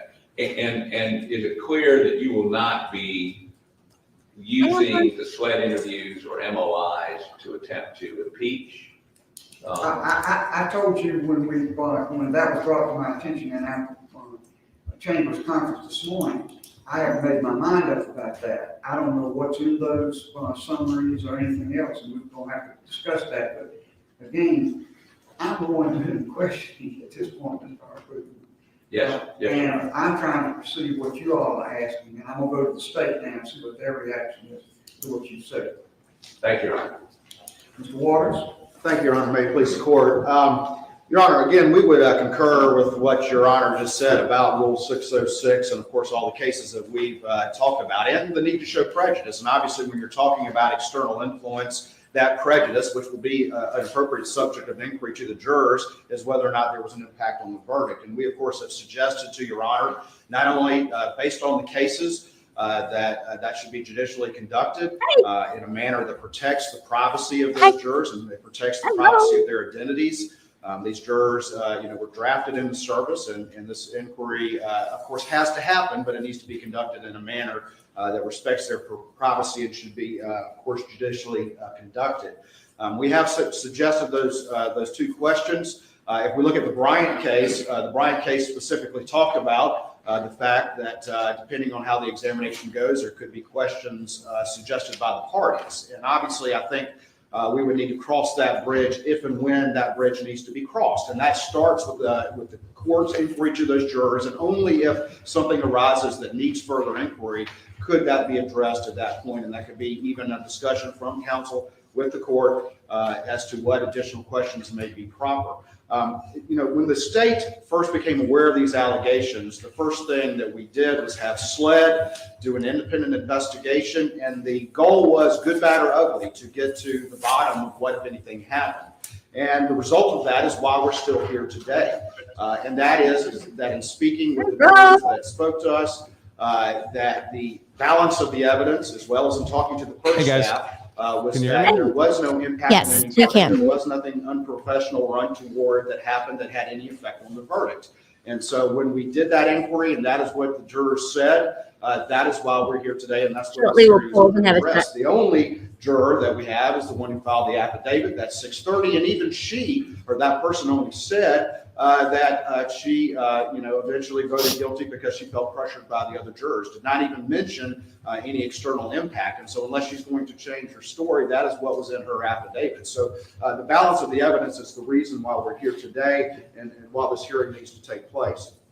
Your Honor, as far as inquiry to those jurors, again, there could be a need that the parties would suggest questions, and it could be, depending on how things go, that the affidavits or maybe even the recordings, all of which have been provided to the defense, the full recordings of those interviews of any potential witness in this case have been provided to the defense. It could be that issues could arise from either the state or the defense as to impeachment, and we can address those issues as they arise under the appropriate rules, 608, 613, and the like, dealing with not only prior inconsistent statements, but other evidence that would be properly impeachable. Ultimately, I do need to address one thing as it deals with all of this, and that is the defense's contention that somehow the clerk is a party opponent in this particular case, and we believe that that is incorrect. Obviously, there is a hearsay exception or a non-hearsay determination in the evidentiary rules, I believe in 801, that excludes statements of a party opponent. But just because the clerk is an elected official and of the state, that does not make them a party opponent in the way that term is defined. A party opponent is an active litigant before the case, and that is, I think, different. So we would certainly say that the hearsay rules would still be in effect as it relates to Ms. Hill and any testimony that she may provide. I know there's been some discussion about the order in which the witnesses may be called and whether or not Ms. Hill would be a hostile witness. And obviously that's under Rule 611 and I believe C, which will allow leading questions, if a person is hostile. I think, again, at this point, I don't know that any showing necessarily has been made, but I understand the defense may raise that point and we may have some arguments at that time. But I don't know that there's been such an identification between Ms. Hill and the state that would allow her to be identified as a party. I think that's far out of bounds, but also that she would be applicable to allow defense leading questions under 611C. Your Honor, in looking at the type of examination that would need to happen here, and again, the issue also arose of the Fifth Amendment. And I know that the defense would like to brief that issue and perhaps respond. We don't know exactly how that might arise in the course of any examination. We need to cross that bridge again when we get there. We would say, though, that the Fifth Amendment is question specific. And so, again, it may be something that this court has to rule, as is in any sort of evidentiary presentation, question by question, based on any objection by the parties. So it's kind of hard to say that exactly what the blanket position would be until we actually get to that determination. Ultimately, the defense referred to some information provided this morning. Actually, both sides exchanged last night their communications with the clerk during the course of the trial. So both sides did that last night. And there were a lot of communications with the defense as well. And so again, I just want to point that out in the that there's any sort of allegation. I doubt she was helping them. Insinuation that the state's not providing information. We've been very diligent about providing She seems any and all fair and information impartial. to the defense. Totally. And if any additional information arises, we will continue to do so. But both sides exchanged that last night. And of course, there's been some reference in their filings as to emails that were forwarded from the clerk to me. Yeah, we and saw to my them. We saw them, paralegal. Creighton. And they've actually even listed me on the witness list. And Your Honor, as we have had a chance to peruse the defense communications with the clerk, there was just as much communication and offers of help. It was just a uniform across the board courteousness that's reflected. Look at her We poop think land. that's a non-issue, and we think that should not be something that arises during the course of this evidentiary hearing. Don't read my emails in court, Judge. Communication from or testimony from attorneys. Your Honor, The use of emojis will ultimately, shame me. as we look at the inquiry that will need to be conducted, as the state has made clear, it starts with the jurors. And only if something arises in that inquiry, further inquiry to those jurors may be necessary. And that could be in discussion with the parties, as I've stated before. And then I know Your Honor has indicated the clerk should testify, and we certainly understand that.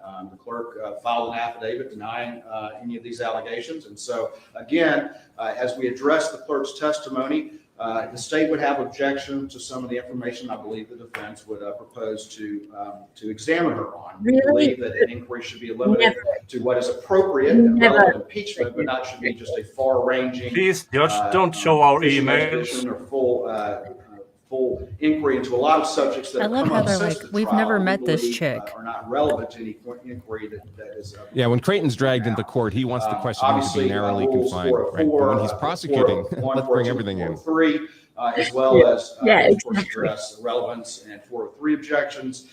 404. Yeah, let's not ask about her son addresses, wiretapping people. crimes or wrongs or acts. let's not go there. Rule 606, or excuse me, 608. Definitely not addresses, the phone turned over inquiry who of specific burned the phone acts, she used in impeachment, trial.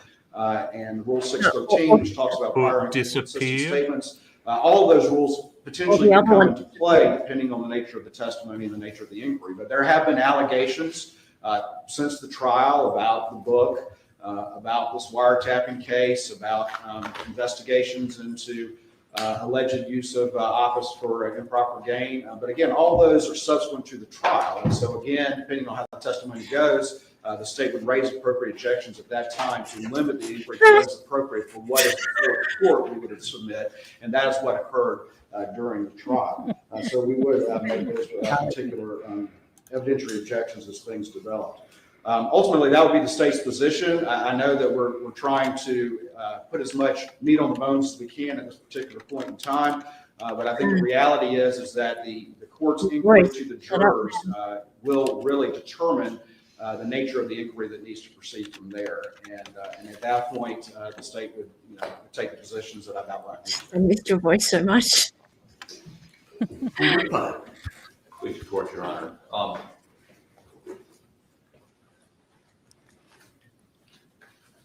404, that is somewhat ironic.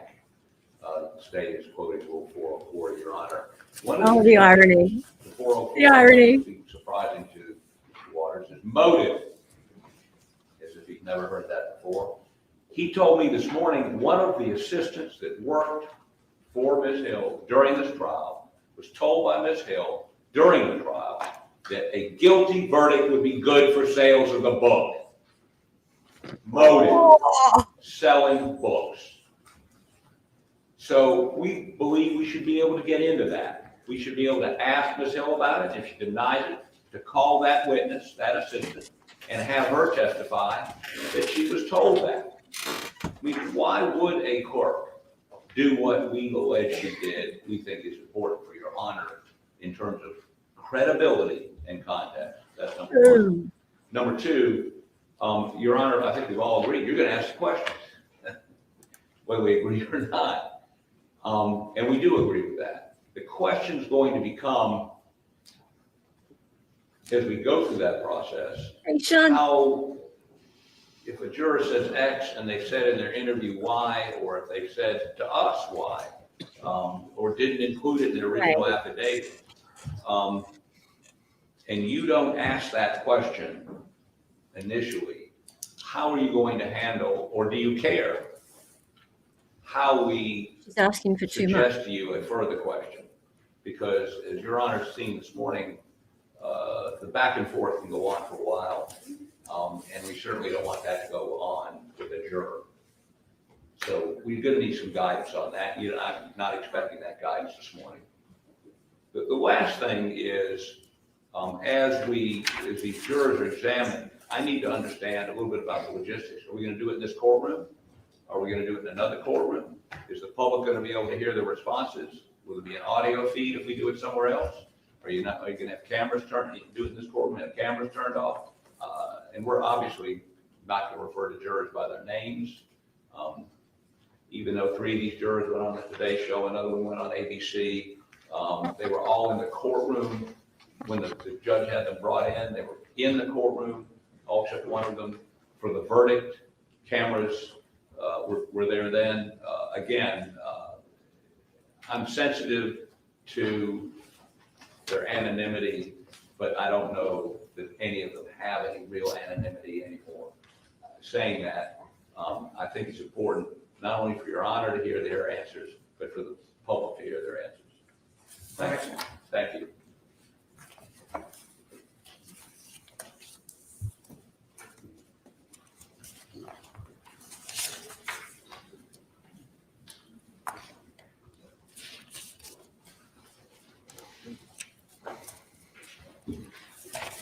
Yes, but I do, in my opinion, this should be a de novo case. That, yes, they can look back on previous, but the amount of effery from the clerk of court should be enough, even if the jurors say, no, I would have voted guilty anyway, because she is the judge's voice for them, a person of authority. Even if the jurors think they would have voted guilty anyways, yes, it's hard to prove. But with the person of authority saying these things to them, they still might think, oh, it was still my own decision. Yeah, in retrospect. And I think, though, because the book came out and then there was a couple of them that were feeling already that they'd been influenced. And then when the book came out, they were like, oh, hang on a minute, this is not okay. And then they were willing to talk about it. Potentially Criminal was just in chat. So Sean was saying that it's not looking good for Murdaugh. What do you guys think? Yeah, I don't. Yep. Go ahead. Well, we've got it paused, so let's have a little chat. And we can catch up a little bit on 1.25 speed. Bronca, hi, how's it going? It's going great. Yeah, sorry I was late. I was listening for about an hour before I joined. I was driving around, so I was able to listen, but just not come on yet. So from about the point they were arguing just before the judge decided that the burden was going to be on the defense, it would not be a presumption of tampering. Yes. Here. So that's about where I started listening, probably about an hour into the hearing, I would think. Right. Do you agree with Sean's assessment? I mean, how's it going? Could it have gone better for the defense? Sure, it would have been much better for them if they had any evidence of interference, that the presumption was that it biased the verdict. That would be great. And the judge decided not to give them that. To the extent the judge is going to constrain questioning, that's the position the state's arguing, that'll be helpful for the state. Very limited direct questioning. If only the judge is asking questions, that's not how any defense attorney wants witnesses questioned. They want to ask the questions because the phrasing, the tone, the follow-up, all of that is critical to getting at the truth. And the judge is not going to do that the way a defense attorney would do that. Yeah. But I'm not sure has the judge decided those later issues, or they're just arguing them now before him? I believe it's just argument right now. But you want everything. You want the book, you want the emails, the Facebook posts. Everything. If you're the defense, you want everything in the kitchen sink available for interrogation. You want to be able to do it as a hostile witness. as an involved party, opposing party, if you can, because what that lets you do is bring in things like hearsay that would normally not be admissible as evidence. So it expands the scope again of what can be talked about in front. Well, there is no jury. I guess it'll just be the judge as a finder of fact, but expands the scope of what the defense can target. And frankly, much like the state did in the criminal prosecution, inappropriately, I think, the state brought in all those financial crimes witnesses for the purpose of creating a soup, a cesspool of evidence that would spill over into the actual question of the case, which is whether or not Alex Murdaugh had murdered his wife and son. And that's what the defense will want to do here. They'll want to bring in as much contextual additional evidence about other things as they possibly can to create a miasma of misconduct, apparent misconduct here. Miasma, that's a great word. I love it. So basically character kind of evidence. So evidence about like what her motivation was. So why she was writing the book, what she felt about the case, like whether she had some kind of hostility towards Mr. Murdaugh, some sort of background to why she would have felt that she needed to have this sort of influence over the jurors, for example. That would, and there's a lot of evidence that normally would not be. So stuff that happened after the verdict, normally that wouldn't be admissible in this inquiry, because if it happened afterwards, it could not have influenced the verdict, is the thinking. Yes. Except here we have this court clerk who said things after the verdict, like, a guilty verdict would be helpful to sales of the book. That would be relevant to her motivation. Yes, it'd be relevant to her motivation. Saying it after the fact is not as useful as it being a motivation prior. My concern is a 10-day concern. I could see the court saying AM took too long to bring it up, even though we know Newman would have said it's too premature. Right. Okay. What do you think, Nick? I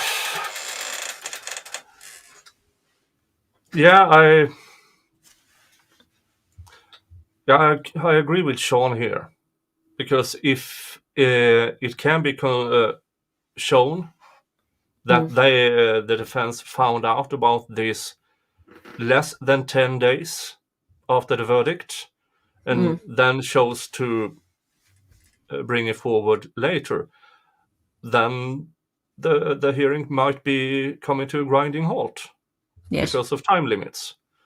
I mean, do we know that? Did they know about it before the 10 days and failed? Because you can preserve it, right? You have to bring it up the moment you find out. And if the judge says, well, this is premature, you've at least preserved it. But if they knew and just, I don't know, decided not to mention it to the court until the 10 days had expired, that would be a real problem. Yeah. And I think that one of them brought it up in the prosecution interview, right? Yeah. The prosecution chose to preserve, to bring the 10-day issue up later in the proceeding, because they haven't had the answer from the defense yet regarding when they found out. Did she already address that? Was that earlier? I don't know if she's ruled on that or not, though. I don't think she ruled on it, but she allowed the prosecution to preserve the right to address it later. Let's keep going. Good. All right. Yeah.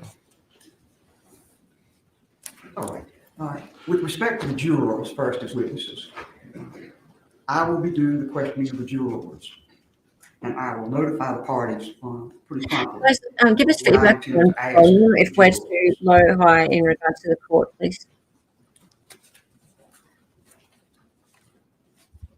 The ambit of what I will be asking them is informed by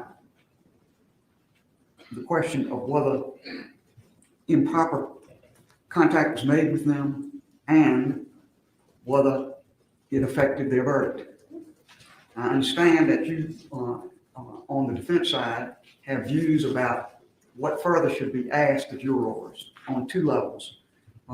One, as a predicate to what you want to do with the clerk herself in examining her. And two, as a means of further attacking the credibility of the clerk in her testimony. I have not seen any of the SLED material or memoranda concerning the state's summary of these interviews and so forth. I will be open to receiving that if it's done promptly, because we've got a hearing coming up the 29th, and I want there to be plenty of time to revise any current ideas about who to subpoena, who to call as witnesses, and who has to do that. But I can tell you that I am very, very reluctant to turn this hearing about juror contact into a wholesale exploration of every piece of conduct by the clerk alleged to have been improper on its own, indicative of her characteristics or personality or anything of that nature. This is a very focused inquiry that deals with this jury and what impact. Well, it's the right call. It's just going to be a lot less fun. This jury. Yeah, I know. So, Damn. I am very mindful of the limited nature of it. As I say, I'm not excluding submission in advance of information that would take the questions beyond the limited questions I've initially indicated. But I will be very hesitant about any of those questions as it involves propounding those questions to the jury. As it involves questions to Ms. Hill similarly, this is not a time to explore every mistake or incorrect statement or false statement that ever has been made by this witness. I am the judge of the credibility of this witness for purposes of this new trial motion. I don't think it's necessary, nor do I think it's proper, to explore each and every impropriety alleged to have been committed by the clerk. At the same time, what specifically should be asked is something that I will look at as I look at the submissions that are made before the hearing takes place about what is requested to be allowed as topics for questioning of the clerk and what exhibits should be used. I can't imagine allowing thousands of emails to be made exhibits in this process, either emails sent by her to attorneys in the case, to other court officials in the case, or to other individuals during the course of the trial of the case. I certainly will try to preserve the appellate posture of defense in this regard, but I will put certain limitations on just a wholesale exploration of every problematic piece of conduct, ethical. Yeah, you can see on Alex what he thinks about this. Dealings with the county. Yeah. And so forth. This is a very focused inquiry about this jury and its ability to render the verdict it rendered in an impartial manner. So I say that to tell you that when the clerk is offered, and I think the clerk is going to have to be offered as a witness, the whole allegation revolves around the contention that the clerk made contact with the jury about matters material to their verdict. Yeah. That contact was improper and that it impacted their verdict. There's a whole lot more that Mr. Harpootlian has indicated he'd like to explore that I regard as totally extraneous to the inquiry that we maintain. I'm not going to allow those questions to be asked by way of proffer and then have the clerk answer those questions and have that be the proper, although I consider them irrelevant questions. We're not going to handle the case in that way. If I exclude a certain question from being asked, then the proffer will be whatever in writing is chosen to be offered in that regard. But I will not conduct a hearing where there's a whole side hearing in which every question desired is asked and either required to be answered or dealt with some other way. Look at you. He's like, I don't think that is an appropriate use of this very targeted hearing that I'm directed to have. I also think it makes a great deal of difference whether the questions that are being asked relate to the clerk's conduct at the time this case was tried, as opposed to other conduct at a later time or in connections with other things than the trial of this case. So I will be looking very carefully before we conduct this hearing and trying to give the parties as much advice as I can. She might be. About what I would find to be acceptable topics to pursue. I think you're entitled to that, but I also think the record of the case is. If there is a new not trial. to be used as a platform to explore each and every fault of each and every witness, whether it be the juror or the clerk. And I'm not going to have a hearing conducted in that manner. I think there are other ways of preserving topics that I rule should not be pursued than having those questions asked and answered, even though I rule that they're not properly reviewed. So I hope that explains kind of where I am on the subject of how questions are asked.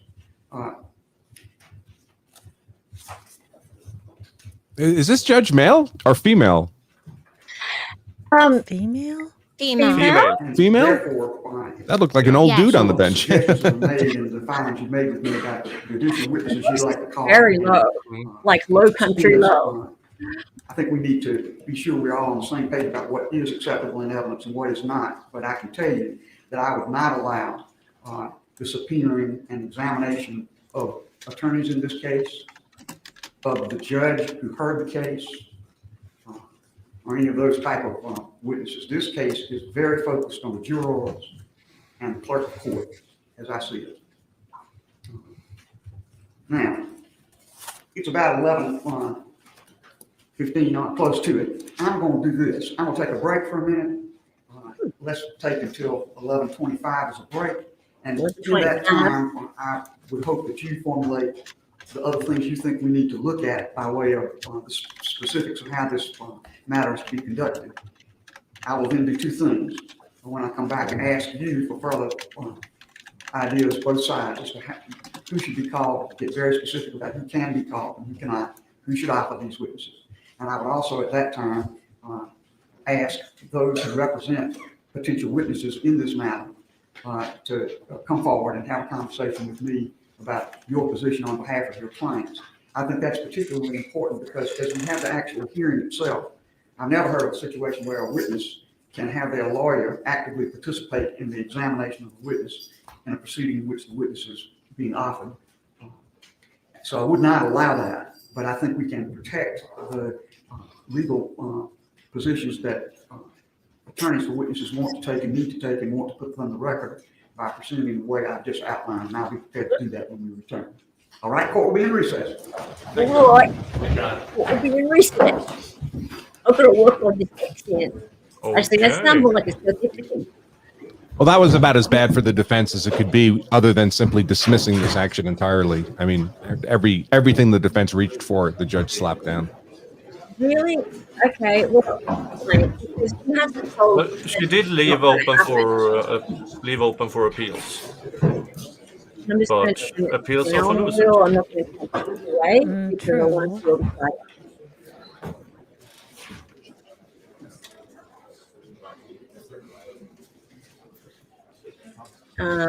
And also we are a little bit behind, so I just want to make sure that nothing else has happened. Okay. Yeah, right. I can just turn it down. Sweet. And live. Yep, caught up to live. All right, let's chat. So I was just asking, so I mean, I know it hasn't gone great, but she hasn't said that there's not going to be an evidentiary hearing or anything like that. So it's not like completely. Well, but like, I mean, nothing's going to happen at that evidentiary hearing that the defense really needed to happen. So what's the point? The core thing the defense wants is getting, right? So the jurors will be questioned about whether or not they were unduly influenced by Becky. Yes. So that's the core thing they want. But they wanted not just the core thing, they wanted a bunch of other stuff too, right? We want to bring in thousands of emails. We've listed the prosecutor as a witness in our witness list. We want to be able to ask the questions. The judge said no to all of that. So the core of what they want is to have the jurors question. They're still going to, it looks like they're still going to get that. I mean, the judge, even there, the judges preserved his option to say that it was untimely. So ultimately they may not even get that, but at least that's still on the table. But if you were Creighton in court today, everything, all the judges' decisions fell at least neutral or in your favor. In his favor. Yeah, absolutely. Yeah. The link that you sent me, Nick, I'll bring that up in a second. We've just got some information on Justice Toal. What do we think of her, guys? She no BS. She I do like that. seems to be here are the rules, here are the statutes, I'm following it. Yeah. But I every other case that they cited is cases that is not nearly as severe as this one. So it's a bit like moving the goalpost.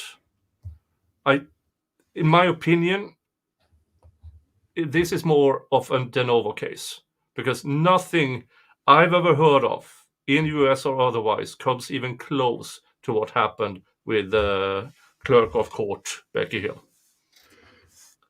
Right, but it's the difference between like finding a turd in the corner of the room and just smelling a turd in the corner of the room, right? So there's a lot of stink here. And the defense I mean, look at Alex Murdaugh at that table. He's like, can't you smell it, Judge? It smells like shit. Yeah. But the judge is saying that's not actually the legal question. Is not how does it smell? The question is there a turd in the corner of the room? And that is, were the jurors unduly influenced? Period. Yeah. That's it. So all the stench, the judge is not interested in. He's only interested in the ultimate answer. Is there a turd? Sorry, that's a legal analysis, a formal term of art there. You can quote him on that. Lovely. And I think that's appropriate. A non-defendant friendly judge. Yeah. Also, guys, Sean does have a link. He's just quite busy at the moment with work. So if he finishes up in time, he'll come in. But thank you very much for being in chat and providing your insight, Sean. Okay, so Jean H. Toal. Jean Hoffler Toal. August 11th, 1943. Wow, she's 82 or something. No, she's turning 81 this year. 81, wow. Is a former Chief Justice of the Supreme Court of South Carolina. Was the first woman and the first Roman Catholic to serve as Chief Justice. 2013, she became the first Chief Justice of the Supreme Court of South Carolina since the 1800s to run opposed in their re-election. Toal continued to hope they're not doing this thing during Lent. She's going to be bitchy and mad. Yes, she will have given up all her sweets. She continued to serve in the judiciary as a senior judge since her retirement from the Supreme Court. Early career and tenure. Graduated from Agnes Scott College, 1965, University of South Carolina. Someone said that she'd never. It was you, wasn't it, McKinley? That she's never served. Or was it Liz? Legal Liz? Yes. Yeah, she'd never served, never done any criminal work, wasn't it? She was on the family law justice, but I don't know about that. Chief Justice Hotley Toal. I don't think that's true because we've seen her opinion written in a criminal case. Like we have. Toal was elected Chief Justice in 2000, served until December 31, 2015. Wasn't she on the Supreme Court or something? Yeah, absolutely. If she was on the Supreme Court, wouldn't she have to cover criminal? I mean, I'm not a legal person, so I don't know. Maybe she just meant like like at the trial court level, she wasn't a criminal. Maybe. Like she didn't do criminal cases, but I have no idea. Yeah, that's probably correct. Look, I haven't seen her actually do, like, she's only in a hearing at present, so we haven't seen what she will allow in actually in a trial situation. We don't know whether or not she's going to be like Newman and just allow the state to let everything in. We're not sure. So I do like the way she's very no nonsense and just moving things along. But yes, we'll see. I don't know, guys. I was really hoping that it would be Becky on the stand and let's just dig into everything. That would have been lots of fun. Yeah. Lots and lots of fun. But and frankly, I think this is appropriate. I mean, to be narrowly focused on a specific legal question before the court and appropriate for the judge. And this is, again, a reflection. I often say, appeals are for losers, right? Because if you're on appeal, it's because you've already been convicted. You lost a trial. And it's also every inference now is against you, right? When you're at trial, you're presumed innocent until you're proven guilty beyond a reasonable doubt. But once you're convicted at trial, you're presumed guilty. Yes. And so you don't get the benefit of the doubt anymore. This judge is not giving Alex Murdaugh the benefit of the doubt here. No, that's true. That's true. Yeah, you wanted the fun. I wanted the fun too. Look, Well, I don't think it's not going to be fun. I think it could still be fun. Yeah, it all hangs on the 10-day and what the jurors will say. Because if 12 jurors go on the stand and say, no, I wasn't influenced, everything's over. We still get to watch the jurors getting questioned, don't we? I would assume so. I don't know about hammered that. She out. hasn't made that decision. Oh. Oh, I'd be so annoyed. But the narrow focus of the questioning, I think, makes it far more likely it'll be televised, that we'll get to see it. I think the judge might be more inclined not to televise it if she was going to allow broad-ranging questions about people's motivations, and emails and personal stuff might get out that, character assassination type stuff. And that I think would make the judge less inclined to televise. But if it's just going to be really, Becky, what did you say to the jurors? And then question each of the jurors. Did this unduly influence you? Then it's very straightforward. And I feel like Becky's going to be televised regardless. I think the jurors are the one that they're having questions about right now, whether or not they're going to be allowed to be televised.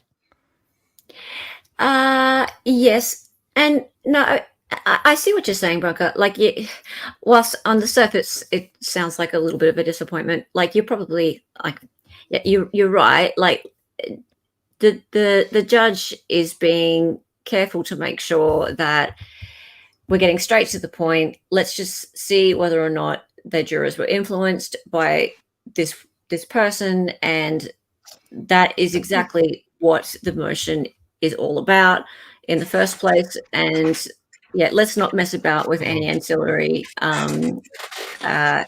allegations or anything like that. Let's not get any other points on the table. And yeah, let's not bring in any extra potential damning points, because the thing is that there really is no reason for, like you say, like character evidence or anything like that. And when it comes down to it, the trial of Alex Murdaugh ended up being a complete sideshow when it came to all the financial crimes and things like that. It wasn't a murder trial. And I don't know. I'd love to know what Justice Toal thinks about that. But it's if she's this focused about this, it makes me wonder how she would be in a retrial. Yeah, it would be a very different trial. Be a lot shorter. Yeah, it could be. It would be a 4-day trial. Yeah, 4 days. Well, yeah. Imagine, it'd be a murder trial. It might actually be a murder trial. Might be. You'd have the OnStar data. You'd have a few ballistics experts, a couple people like that. I wonder if the phone tosser would be allowed in. Yeah, the phone tosser. Yeah, I threw the phone around and I didn't see any. Okay, did you record it? No. Was anyone there to see you? No. No. He was simply the tosser. So the judge said the burden of proof on this question is going to be on the defense, right? Yeah. But did he say what the threshold of proof is? I mean, is it by a preponderance of the evidence? Is it by clear and convincing evidence? How much evidence do they need? Sorry. For some reason, I thought it was preponderance of the evidence, but I think that might have just been what the defense said. I don't know that she's made that decision yet, but I hadn't heard yet. No, that hasn't been. I also was bathing my child, so I could have easily missed it. Because it makes a big difference, right? If it's just preponderance, the judge could say, I'm not sure, but it could have been tampering, and that's enough. That's, uncertainty 51%.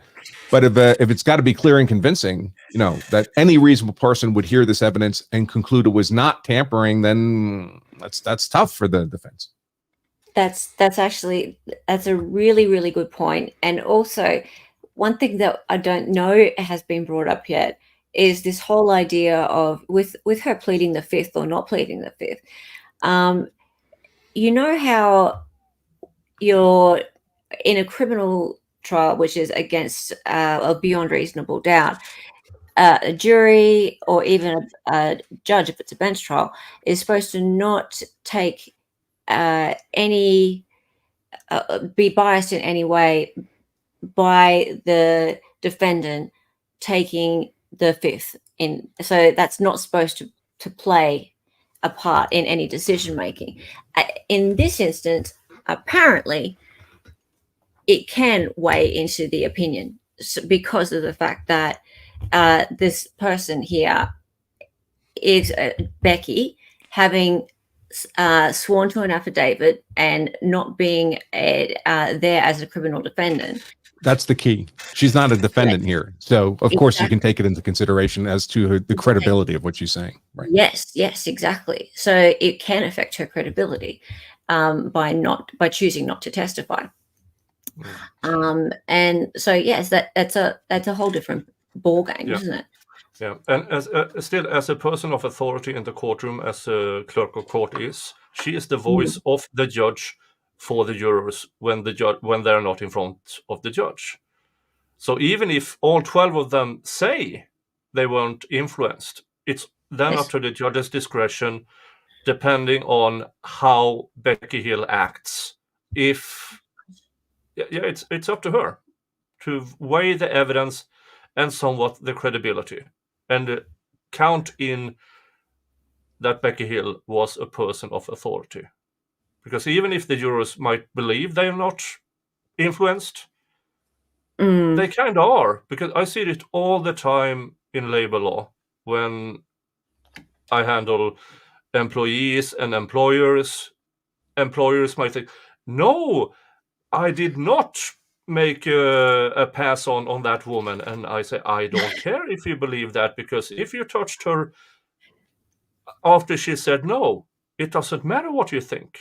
If they believe it, if that person believes it, then yes. Yeah. And of course, we're all influenced all the time without us knowing, right? That's what advertising is, for example. We're being constantly influenced all day long. But if you asked us, we'd say, oh, no, I just like that brand of ice cream or whatever. You don't realize it's happening. It's subliminal.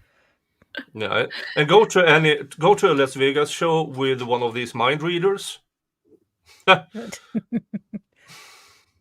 Those are scary. I don't like them. Those mind. Oh, okay. Did I tell you what got kicked out of a live stream with a medium that had one of those ovulus? What's an ovulus? It's one of those things that if there's a like a spirit there, it comes up with the name of the spirit, and his name was Barry. Barry. His name came up on the screen. He's like, Barry's here, and I'm like, is that your ovary saying that Barry's there? Because it's an ovulus. Like, yeah, Barry's here. Hi, Barry. And yeah, she's like, oh my god, and it was vibrating, and the lights were coming up. Oh, TikTok is crazy, hey. Yeah, all I'm hearing is vibrating and Barry, and I'm 12 years old, and this is not. And had a portable ovary, yeah. She did have a portable ovary. In Britain, there was one of these TV shows where ghost hunters, and they went to a German castle and claimed they could talk to the ghost there in English. 15th century ghost. Yeah, sure. 15th century, they don't even understand your English. No. It's dumb enough to make perfect sense. I believe it. All these lights were going off, and they were like, the things were like vibrating, and she was like shaking, and if I was a ghost, I'd come back and screw with people like that. So yeah. Oh, she was in a mental asylum that had been like abandoned down in Tasmania, which is like a little island down at the bottom of Australia. And obviously, like, people were sending us super chats and stuff that similar as what happened here, but even crazier, way crazier, nuts. So what you're telling me is I need to get a vibrating something or other to increase my super chats and just pretend I speak to spirits. I have found my new niche. You need to go into some abandoned house and then pretend that there are aliens or something in there and go, oh my God, Barry's here. And then people will start sending you super chats. They'll think you're amazing. Okay, we're back. I don't think it could stop snort laughing long enough to make the thing real. I mean, pretty much. My farm is from the mid 1800s. I could do some stuff here. Yeah. That's it. Ghost hunting and crime. Nick, yeah. we have a new show. Pixie lives near there, and Pixie and I are like, we're doing the wrong thing. We need to just go down there and get some of the little electronic things and live stream. We'll make a ton. Is this a rerun, or is there a new hearing?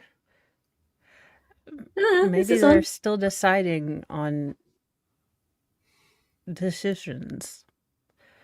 We're live. This is live, guys. We are live. Yeah, but sometimes the Law and C word makes a rerun on stuff. Well, looks like we'll see if she starts off in the exact same manner. We will. Is Lori gone? Lori is... Yeah, she's not there. You're right. And Lori was there before. So that means she's going to be live tweeting now, hopefully. Okay, yeah, let's check her out. She wasn't allowed to in the courtroom. That's right, she wasn't, because she's only sent one tweet earlier.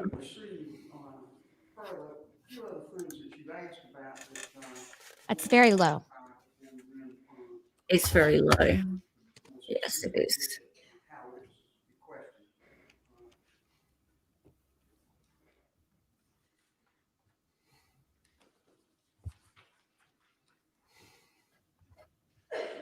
First of all, how the jurors will be questioned.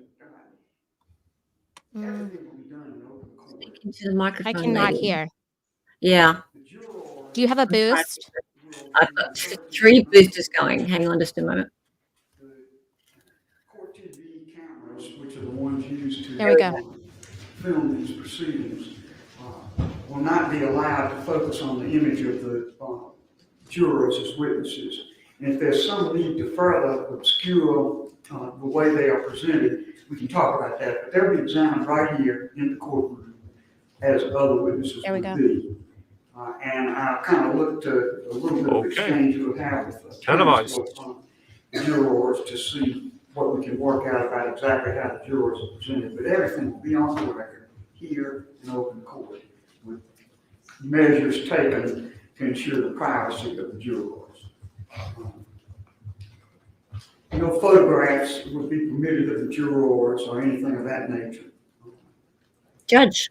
And I believe if I announce that in advance, the press that are present, the press that have covered this proceeding throughout have been respectful of the judge's requests, and I'm very confident they will be in this matter as well. Okay, fair enough. With respect to the alternate jurors, I will question only the jurors who sat and considered this case. So the alternate who was dismissed by the trial judge. That alternate did not participate in any way in the deliberations about this case. There's nothing that's been brought to my attention about anything the alternate might have done that was improper at all in terms of communications with fellow jurors. Nothing's been alleged in that regard. So our focus will be on the jurors that heard this case and not on either that alternate or any other alternate juror that has been proposed for questioning. I will not permit that. With witnesses or testimony, I do not allow. Let me explain about proffer. Proffer will be a written proffer by the party dissatisfied with the limitations of my ruling.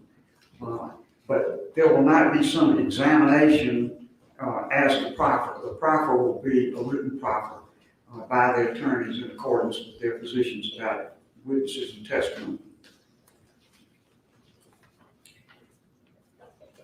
With regard to the subpoenaing of witnesses,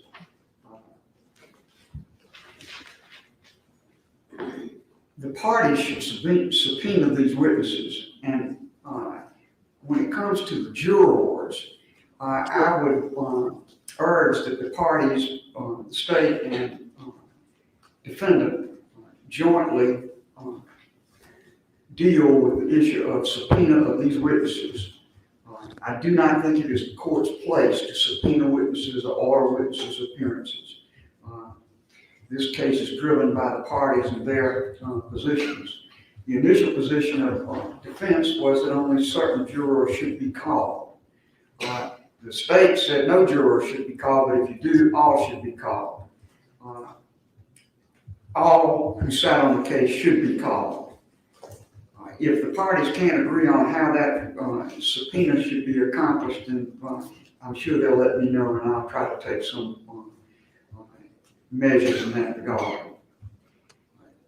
The concept I would have is that the jurors would report to a place that I will specify, and when they report, they would be taken to a room with appropriate supervision by court personnel, and then called individually to recite their testimony. And then when their testimony was complete, they would simply take their place in the jury box until all were questioned. And then if there were any questions further by me that would be collectively made to the jury, I could do that. And if there are any further questions that were submitted to me by the parties that I chose to question, I would do that. And then when all of that was complete, the jurors would be allowed to be dismissed. So that is how I would handle the juror witness portion of this. And of course, I know I'm going to get some commentary from each side about that. That's why I talk about this in advance. The other witness that surely needs to be called because of the allegations made is the clerk of court. The state has submitted a preliminary affidavit by the clerk of court, and the defense has many areas that they want to explore for the court. Again, I would like for the parties to develop some joint way of subpoenaing the clerk of court. And if I need to be a part of that, then I'm sure the parties will let me know. But I say this for the benefit, particularly of the attorney for the clerk of court, to know that I would expect that the clerk of court will be called as a witness in these proceedings, 29, 30, and 31 if necessary.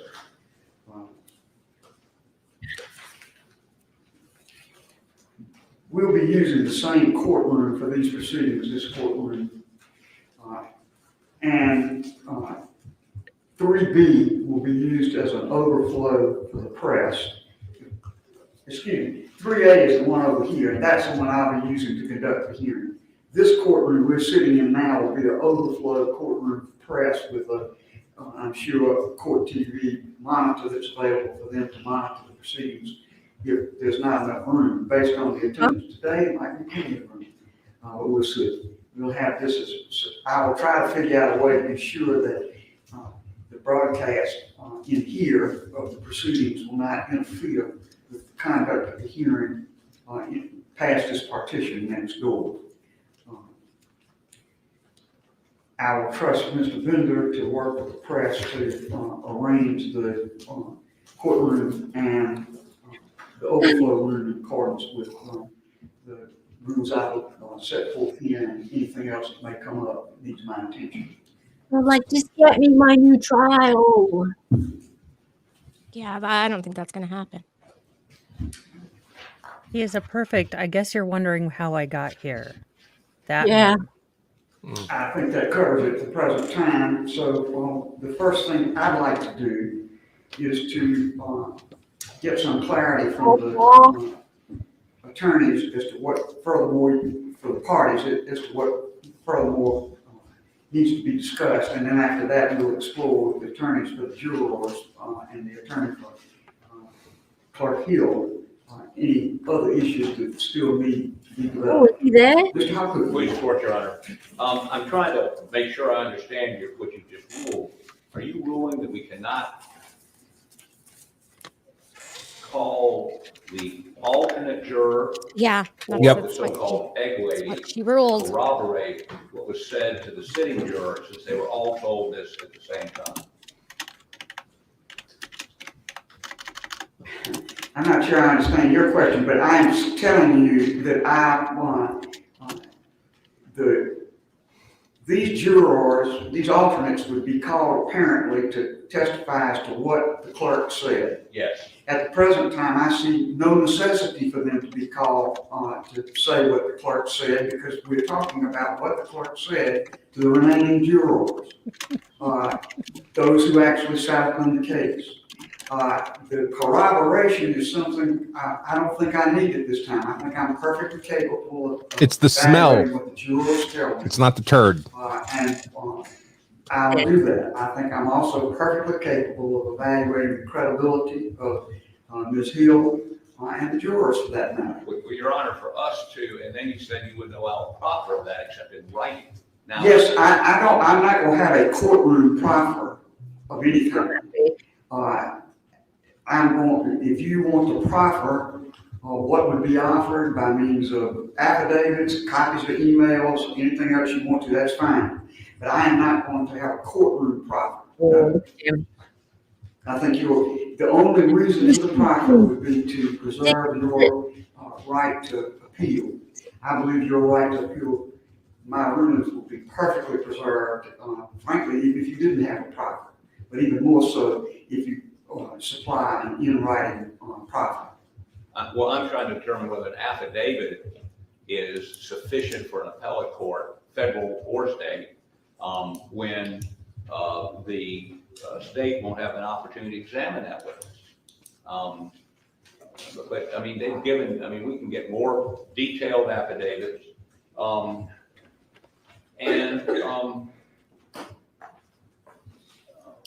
You know, these people are witnesses to what the clerk said to the juror who deliberated. I don't understand how that can't be relevant to Your Honor's decision.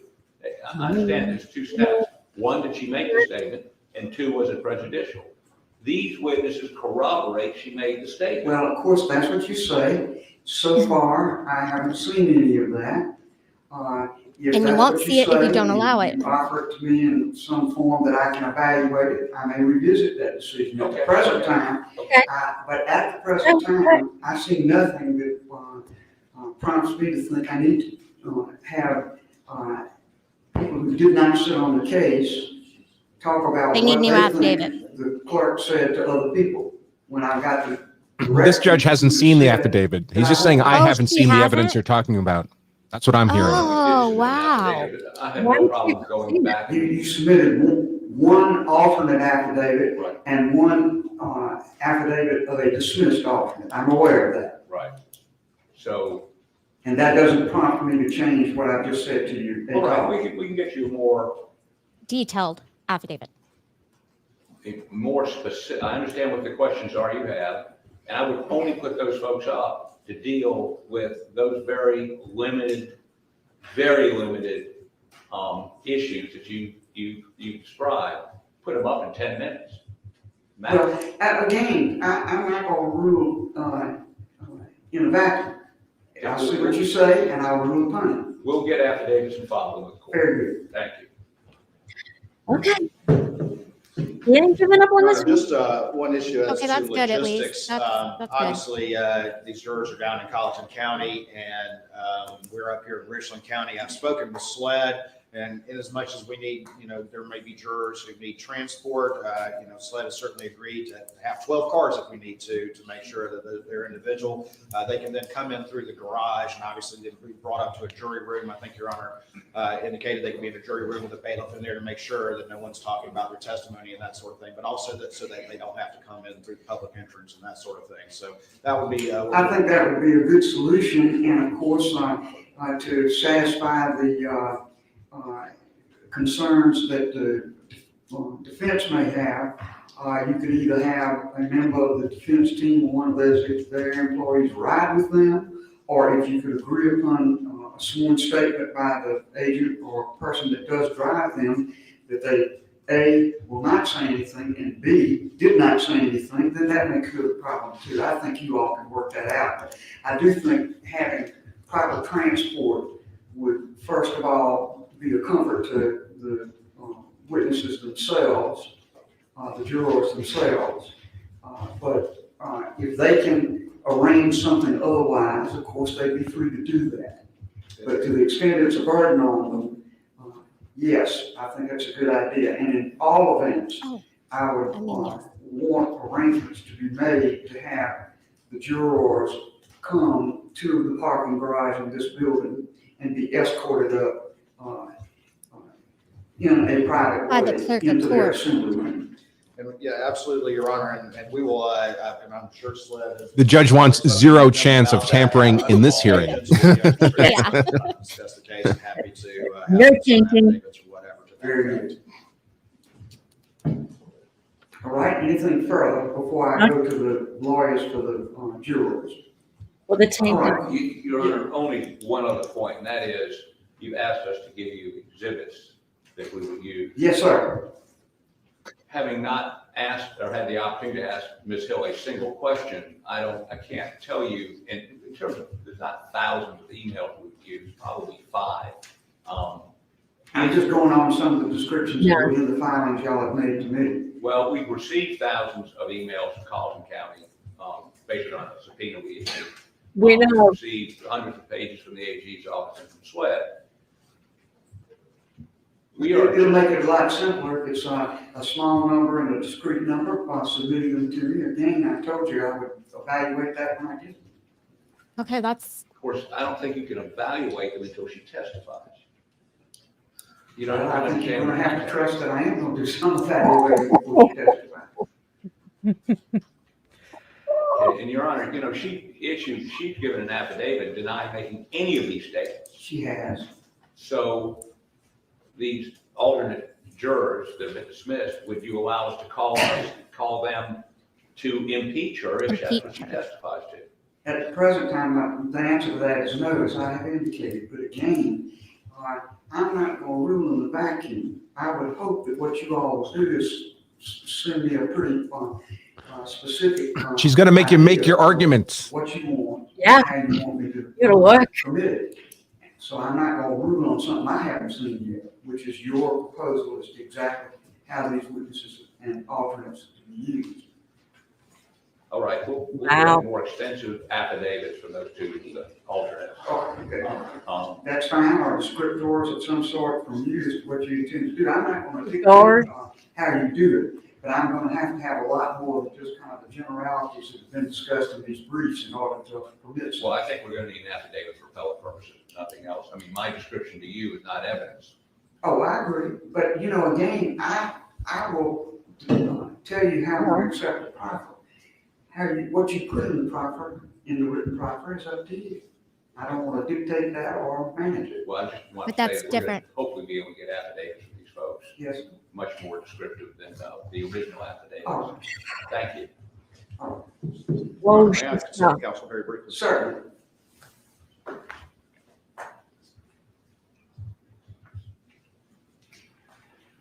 All right. I have to get going for Newsy News. You're right. I will see you guys later. Thank you for having me on. Thank you so much for being This is here. very interesting. I am learning all about egg people since I didn't really follow this case. So Egg people. sausage link people. It's all interesting. I love how he talks. Egg people, ham people. Bye. I love how he talks to Creighton without looking at him. One of the things that was discussed earlier was the independent SLED investigation that was done. There were recordings of some of these interviews and MOIs prepared that were just meant to be summaries. I know Your Honor mentioned earlier that you would be open to receiving those. I just I'll be glad to review that. Discussed that with counsel, and I believe they said, well, we want to send the ones we want to send. I think if Your Honor's amenable to that, we would just add Your Honor to the discovery upload that was provided to the defense so that information is available to the court for whatever purposes the court deems necessary. Can I ask this? Yes, ma'am. First, would that... The judge doesn't want thousands of pieces of evidence. No. Your interviews, the tape of the interviews as well as your summary of them? Yes, ma'am. All right. It's their summary? I will ask you to let my clerk, Yeah. Diaz, talk with you That's after. not. And I think the defense have indicated that that summary It's not isn't correct. really, yeah. Our court, I too have a lot of. I have to go to start Yes. Yodi Day. So Conventional. Take care, Nick. thank you for having me on. And Thank you McKinley, so when you have much. time, you're free I'll to jump join. over shortly. Okay. Lovely. All right. Thank you so much. Appreciate it. Have a good Yep. day. Same. Bye. Bye-bye. See you. Whoa. Websites and web tools for examining and buying documents. And so I will want her to interact with you all about exactly how I am to receive that material. But yes, I would be happy to receive it. And we would be happy to get a couple of flash drives and provide it that way, if that makes sense. And that might be the better way to do it, because, again, I can very easily examine a flash drive, even though it takes a long time. Typically, you are kind enough to provide an index at the front of the flash drive as to where the various materials are located. That might be better than using one of these web document sources, since so many of them are excluded from our system. All right. Well, we'll prepare one and have a copy for you, Your Honor, and then for Ms. Diaz, the clerk as well. Thank you. Now, on my list, I have in the courtroom at this time, Mr. Bland, who represents certain of the jurors, Mr. McCullough, who represents certain of the jurors, and Mr. Lewis, who represents Ms. Hill. Are there others in the courtroom who represent jurors or Ms. Hill? But Your Honor, Ronnie Richter on our claims partner. Went a little fast for me. Ronnie Richter. Mr. Blake's partner. Right. Oh, hello. I remember you. Any others? I had you thinking. Well, then we'll begin with you, Mr. Bland, if you and Mr. Richter would come forward. Nice to see you again. Oh, hi. We've met. May it please the court, Your Honor. Ronnie and I represent His tie's crooked. rendered verdicts in this case. I would like their numbers, but only if that doesn't violate the attorney-client privilege. You may give them to me now or later. Can I give them to you later? I have them now. Our job is we want to preserve their anonymity. I understand. 2, we want to make sure that they're not harassed. And 3, we want to make sure. And I want to be on that television. their conscience remain. And that is not only because they voted guilty. If they voted not guilty, we would feel the same way. After hearing what Your Honor has established by the way of procedures, we're very comfortable with what you have established to protect their anonymity and that they're not harassed. Ronnie came up with a good suggestion. Maybe you renumber the jurors 1 through 12. And that way, because there has been some public disclosure of the jurors' numbers in some of those emails, they were the big batch of emails that Mr. Hartman referenced. So maybe we cross-reference with the chart 1 through 12 and the juror numbers. But as far as the questioning goes, there's no need for us to be part of this. You're going to make the questions. You've indicated that you're going to preserve their anonymity, that they can't be photographed, they can't be on videotape. You're their attorney. That's about all we have to add. Yeah, Your Honor, I would amplify that I certainly respect and appreciate the significance of the issues that are before you. And I respect your decision that you're going to make this public. I would have asked you to make the jury portion closed courtroom. And Your Honor, only for this reason, that I don't know what the jurors are going to say, I don't know what you're going to rule. Right. But let's just say in a hypothetical setting that because juror number 9 said something that you believe deprived Mr. Murdaugh of his right to a fair trial, you're going to grant a fair trial, a new trial. I would hate for there to be any mechanism for somebody to backtrace to who was juror number 9. Because I know the public has very firm opinions about this matter, and I wouldn't want that person to be subject to any kind of public scrutiny. So I would have asked of you that for the juror portion that we do closed courtroom, that the press would be present, that their likeness, both voice and face, be muddled, just as an additional safeguard. But I certainly appreciate the safeguards you have put in place. I respect your ruling.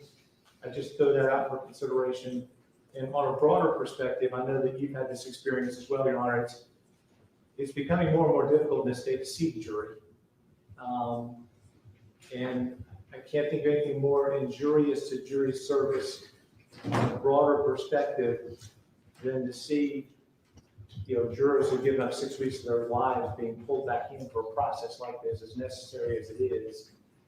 So I worry that the process be handled as gingerly as possible, so as not to further prejudice our ability to get juries going forward. Thank you, sir. What I will do is this. I think your suggestion of renumbering is a good one. It's something that my clerk and I had talked about between the two of us as well. Yeah. In every proceeding I've ever seen where a juror was questioned, in every case I've read where jurors were questioned because of allegations either during trial or post-trial that they had been tampered with, those proceedings have been in open court. And I don't feel it would be appropriate for me to have some kind of in-camera proceeding, even if it included the attorneys that would have to, and even if it included members of the press but not the general public. I don't think that is in keeping with the public nature of trials in this state and public nature of court proceedings. However, I think we could make some protective arrangements for when they testify and their ability to be dismissed after they testify that would protect them from being self-harmed to the best extent possible. So that is the way I will handle it, and I hope all things on balance that is as protected as you think it needs to be. We trust you, Your Honor. All right. Your Honor, on behalf of our clients, we will accept their service of the subpoena so that they don't have to be served. Well, that's great, and of course you don't represent all of them. No, our four. But that's great, and it may very well be that these parties are going to be able to work out something with respect to some of the rest of them. I don't know, but I appreciate that on behalf of the ones you represent. Well, we should represent all of them. No, sir. You can. I don't need that this moment. Okay. Thank you. Thank you, Judge. Yes, sir. You would if you could.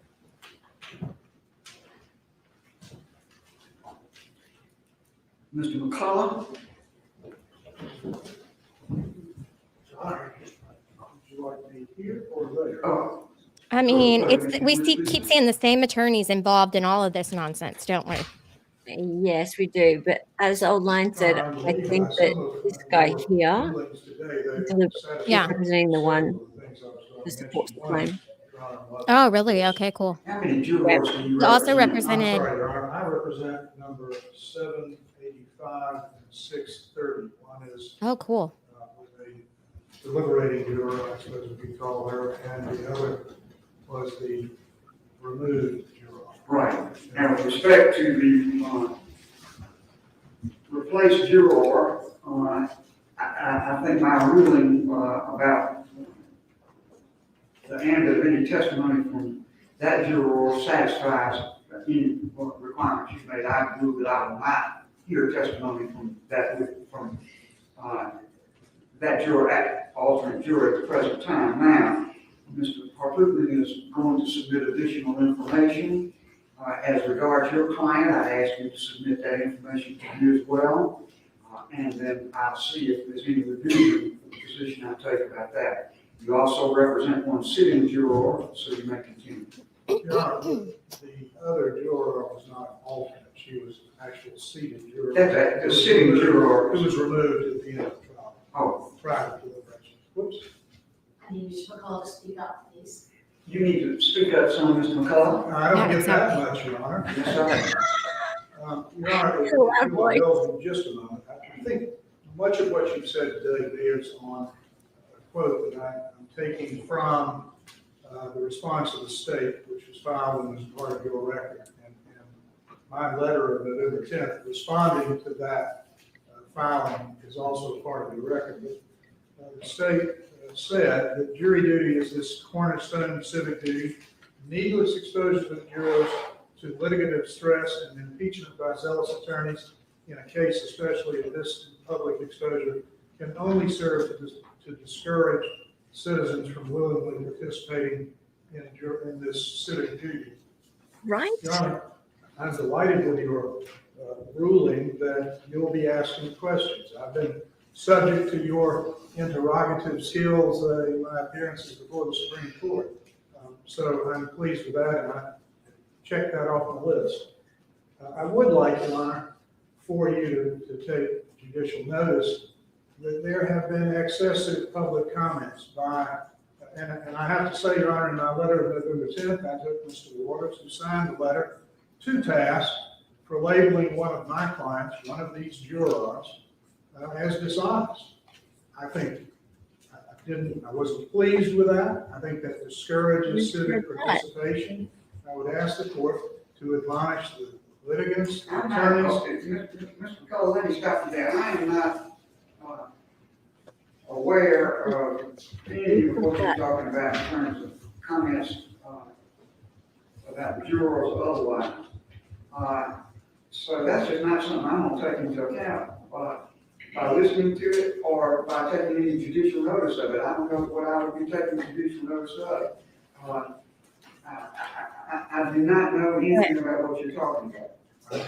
Well, Your Honor, I didn't even know what he's talking about. The response of the state are part of the record, which you obviously have not gotten to, but I would assume yet. My only request is I would admonish lawyers, officers of the court in this courtroom and outside of this courtroom who represent people to be cautioned that this is a search for the truth, not an effort to protect the verdict, nor an effort to discourage people from participation. And negative commentary does that, or runs the risk of doing that. That's all I'm saying. Land. And I decline to instruct or admonish participants in this procedure in any way about what you say. Thank you. Your Honor, next, I like Mr. Richter and Mr. Bland. Appreciate your efforts.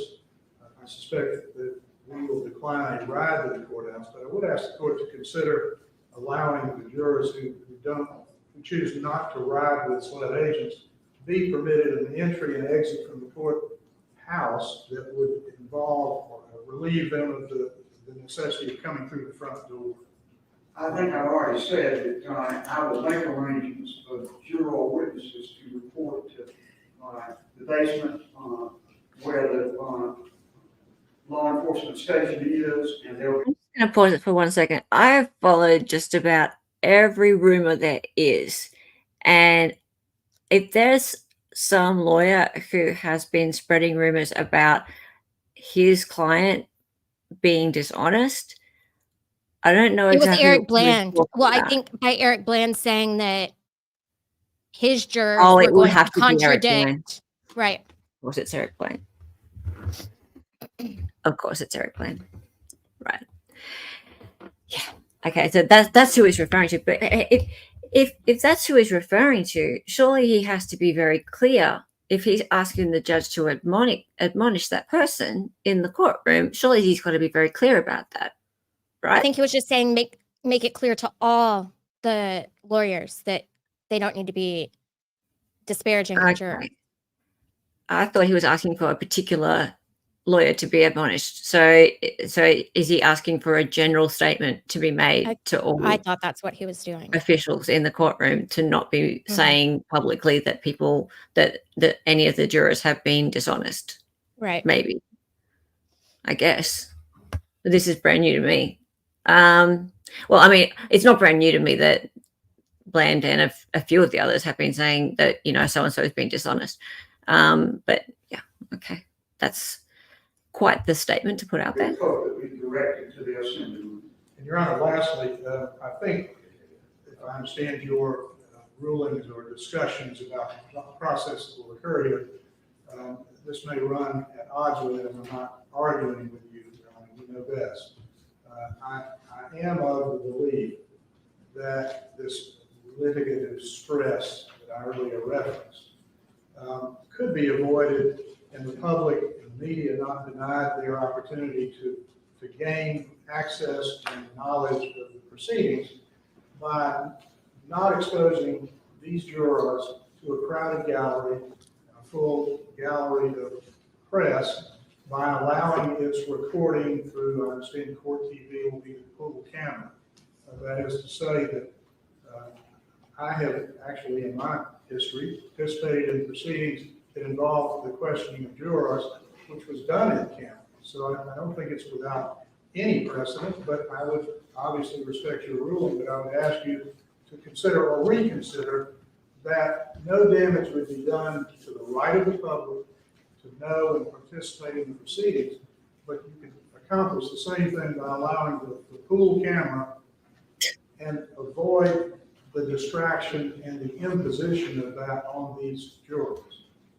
And I hear what you're saying. I'm not inclined to change the ruling I've made at the present time, but I'll keep an open mind about it as we make pre-trial preparations for the hearing. At the present time, the jurors will be examined in the courtroom, as I have indicated, with appropriate identity protection. Thank you, Your Honor. And subject to your rulings, I will have both of my clients available for these parties as they might be needed, subject to your subsequent rulings. Thank you. Thank you. Your Honor, do you expect all jurors to be present? Oh, shut up. So, let me make it very clear that I expect the jurors to be the first witnesses to be called in these proceedings. And the jurors will testify, and then they would be dismissed. They would not be required to stay for the rest of the proceedings at all. So that is very much a part of my thought about what it takes to protect their identities. They would be protected as best I can, and the ability of others to come and set them with questions as they need would be protected. So, Do you expect that you can get through all 12 in one day, or should I tell them, could the couple have to take off of work? yes, I do. Okay, thank you.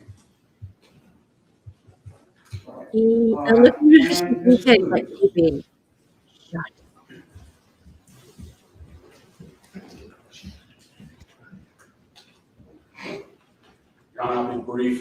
In light of your rulings, I don't think you need much from me. The only thing that I'll add is I'll have Ms. Hill available for here as the parties need them, and happy to accept service to alleviate one issue for this court.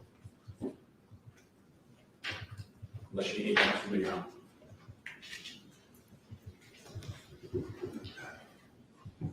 All right, thank you for that, and before you leave the podium, let me just consult with the lawyers. I'm not going to ask them to examine you, that wouldn't be fair at all, but I'm going to ask them if there's anything else I need to inquire of before I let you go. As I understand it, the subpoena, and we would have a formal subpoena of Ms. Hill to be placed in your hands as her attorney. And you would assure her appearance, and I appreciate that very much. Absolutely. Is there anything else on behalf of Mr. Murdaugh? Your Honor, just in an effort to try to expedite this matter, I'd have two questions. One, will Ms. Hill meet with Mr. Griffin and I? We'll evaluate that. You'll evaluate it. Okay, that's all I can ask. And secondly, should we have her here on that Monday or wait? I mean, if you're going to be doing the jurors most of all day. She should be here as court begins. All right, thank you. That's a no. She's not going to meet with them. All right. Thanks, John. Hang on. I thought her attorney was like with the lovely hair. I'll go with my checklist. You thought her attorney was what? I think I've covered everything I want to cover. I'll come to each of you in a moment. Bamberg or whatever? Bamberg, Just two. Yes, just to clarify other witnesses, as matters now stand, the witnesses in this proceeding would be jurors and Ms. Hill. All right, so I want to be sure that we're all understanding exactly what's going on in that regard. I would not allow the attorneys to be called.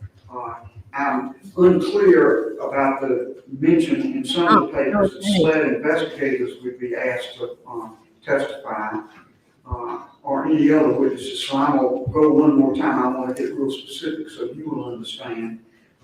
what you need to prepare for by way of in-court examination and what you need to prepare for by way of submitting proffer. All right, first off, for the defendant. Please, Court, Your Honor, just a couple of issues. One, we don't know who we're going to call to impeach Ms. Hill. Because we don't know what she's going to say. Right. So it's difficult for us. I mean, once she testifies, at that point, we say we'd like to call so-and-so and so-and-so and such and such and such and such, number one. Or maybe no one. I mean, she may concede every issue we have. For instance, she did tell, according to the state, she did tell one of her assistants, one of the people helping her, I hope he's found guilty because it'll help book sales. Now, I hope that's the last time you're going to repeat that until I ask for it again, Mr. Harpootman. I've told you that I can't imagine a situation in which I would go that far. So a statement like that, and she may well have said it, if it goes to anything I'm asked to consider, it would be to her credibility. And I'll evaluate whether I think that's even proper to ask, but let's move on from that. So there are other questions concerning her credibility. Yes, sir. 404 motive. If she did this, it is a crime. And so, the questions of why she would have done this extraordinary act, and we can argue this at another time, but in terms of the reason I mention it is for us to proffer those people now, not knowing what she may admit, that question may get asked, she may admit it. There's no witness that needs to be called. So it's difficult for me to game this out. I don't think I've ever been asked to list witnesses I would call to impeach somebody if they lie under oath. I've never heard of such a thing, but I will attempt to do the witnesses we would call prior to Ms. Hill's testimony. That's all I think I can do, if that makes sense. It doesn't make complete sense to me because this is not the trial of Ms. Hill. And issues about motive and so forth and the possible commission of crimes are not what this inquiry is about. It is about her contact with any of the jurors and what she said. So I will be treading very carefully with a good deal of what you say about what you might or might not ask. But I am going to ask all the parties to be pretty specific with me about what I should be asking the jurors, and I can make a decision in advance as to what I am going to do about that, and what is going to be, at least by general topic, pursued with witnesses. Yes, sure. And the reason I do that is because it gives me the opportunity to then consider what rulings I would make and move the proceedings along in an orderly way. Well, Your Honor, maybe premature for me to note this for the record, but we would accept your ruling on that. All right. Okay. Secondly, Mr. Murdaugh has been unable to review any of the discovery material in this case because of the confidentiality order prohibits him apparently not to distribute to him while he's in jail. We don't have time in the next less than 2 weeks to go sit down with him and review everything. Would Your Honor allow him to have, and the materials are not as to the evidence in the underlying case, it's as to juror issues. And while he is no longer a lawyer, he was a lawyer at one point and can evaluate this and be of assistance to us if he has an opportunity to review that material. You're speaking to me about something in a complete vacuum as far as I'm concerned, so I can't really evaluate what you haven't been able to review with him and what you have been able to review with him. As I understand what you're telling me is I have received certain information as the attorney for defendant that I have not been able to show defendant's review because of the confidentiality order. I can't imagine that. I think what you may be saying is Mr. Murdaugh has not been able to keep for himself, while I'm not there, confidential materials. That's correct. That is something common to many folks who are under incarceration are limited in the kind of materials that they can receive and keep in their possession when they're not with their lawyer. This is not an issue where he's being deprived of the ability to consider material that you have received. This is a question of whether he can have that material in his possession when you are not there or your representatives are not there, and study upon it and so forth. I can't control what the limitations of the Department of Corrections are, nor can I control what limitations may have been put on confidential material because of the fear that it would fall into other hands. So I'm not going to rule in the abstract on things. I would have to have something that's pretty specific, but I can tell you this. I would certainly not order that these materials be wholesale given to him for him to take back to his cell and have in his possession, because I don't know who might see them were that the case. And if they are confidential materials, that would be an extreme risk of breaching the confidentiality of materials to do that because of his situation. And his situation is as it is, not my making or yours. Your Honor, I would only note for the record this: much of the material we received has been within the last 2 weeks. This hearing is scheduled for 2 weeks from yesterday. Yes, sir. And you've given us more stuff we have to do between now and that hearing. There's no way to go sit with him at the jail, and his time is limited as to when those people can visit. So without him being able to review this material, I don't believe we can be effective, and we would be ineffective in representing him. I understand that those are wise statements for an attorney to make to preserve your position on the record. It doesn't change my view of how we should proceed in this matter at all.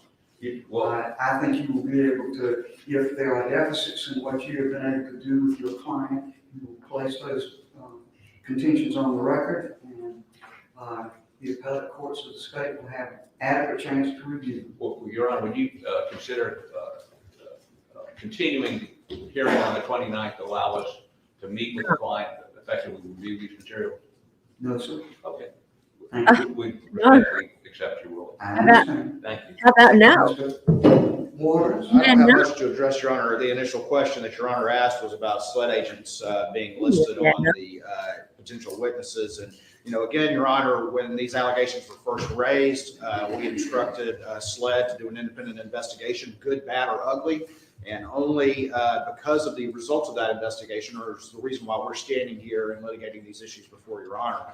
Ultimately, the only way that SLED agents could potentially be testifying, and again, when we filed our response, we didn't know exactly the parameters of the corporate rule. The only way, though, that I can see them potentially testifying is in the event that there is an accepted witness by Your Honor, that there was some sort of prior inconsistent statement under Rule 613 or some other permissible inquiry. But I think Your Honor's rulings as to the nature of the inquiry we're going to conduct would probably remove or make it very unlikely that need. All right.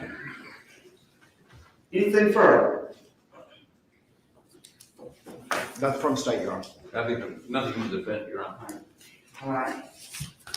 I say to attorneys for both sides, the court is deeply grateful for the very fine materials you have submitted so far. This an extreme amount of work in a very truncated period of time, and I appreciate the burdens it places upon you, Mr. Hopkins. I particularly thank you as a member of the General Assembly for not interposing your immunity because you are in session, and I respect that. I set these matters after consultation with y'all so that I could fulfill my obligations to the court as expressed in Chief Justice Beatty's order. but I realize that I'm doing that with your extreme cooperation in light of the other duties, and I appreciate it very much. Thank you, Your Honor. I look forward to further submissions from the parties and from the hearings commencing January the 29th. Court will be in recess. Thank you. Thank you, Your Honor. There you go. That is a deep voice. Sure is.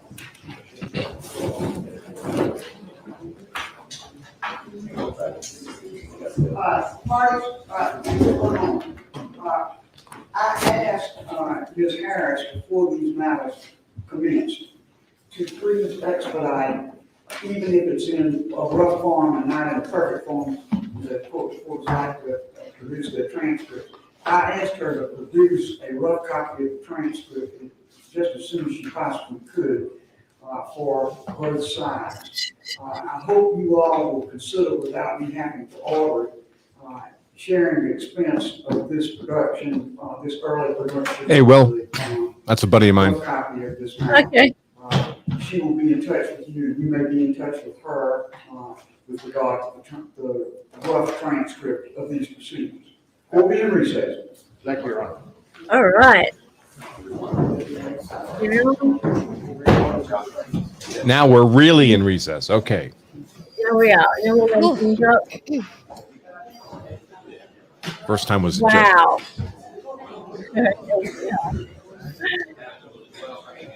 Hello, Freddie Merck, and Robin Silver,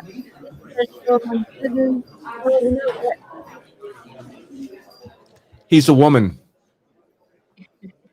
Yes, they are a thing. I would like to just say that look at this. Yeah, nah. Oh, hang on, what's going on? We're just going to yell out in court. That's fine. Okay. Yeah, nah is 63%. Nah, yeah is 36%. That means that the nahs win. We are speaking Aussie language. Yeah, nah means nah. So Well, that's super confusing. Well, not really. So it's basically, we in Australia we go yeah, nah, which means nah. Nah, yeah means it's the last word that is the thing. So you guys seem to think that he's not going to get a retrial at this stage. Maybe because things didn't go that great today. Don't know. I mean, it still could be proven that there was enough influence on the jurors or just even one juror, really, isn't it, Andrew? I mean, it's as far as I'm concerned, it could go either way. The judge is going to ask the question, right? Where did you hear these words from the clerk, and did it influence your verdict? Absolutely, and that's all it takes, really, isn't it? For there to be a retrial ruled. Right. So whilst it seems like she's being extremely tough, and she seems like a tough nut, as we call them here. Well, seems like she's being very tough, and she's not allowing any wiggle room when it comes to what is going to be allowed at the evidentiary hearing. It's going to be short and sharp and get straight to the point. She's going to do the questioning. She's not going to allow the attorneys to be called. She's not going to allow any extra witnesses to be called. She wants to know exactly who is going to be on the list. No fluffing about. Just because of all of those things doesn't mean that it's game over for Murdaugh. That's how I call it. Anyone got any other thoughts on it? Again, the judge is asking the right questions, right? Were these words said? Did it influence your verdict? That's really the key legal issue here. All the other stuff, the Becky book, the egg lady, it's stuff the defense would like to talk about, but it's really ancillary to the key legal question here. And the judge is doing, I think, an appropriate job keeping this narrowly focused. Now, would it be a lot more fun for us if everything was let in? Sure, of course. But the judge isn't sitting on the bench for us. Yeah. All right. Oh, hang on. Look at the chat. Hello. Hey. Hi. Just a minute. Let me fix up the layout. Apparently, I got home just in time for it to end. Great. I missed the last 20 minutes or so. Did I miss anything? I was listening in the car. I heard that only the jurors who deliberated are going to get to be questioned, and I think that's a problem. But right. But at least they're all getting questioned. So the defense is the door is still open for the defense to make an argument that the dismissed jurors should also testify. The judge is only saying, based on what I know now, the answer is no. But if you can, you're free to proffer an argument that might change my mind. Okay. Let me just take those eggs off you, Sean. Thank you for being here, and thank you for being in chat earlier and offering your opinion. And look, honestly, you missed basically that, and also her saying that you can't. What was it? You can't question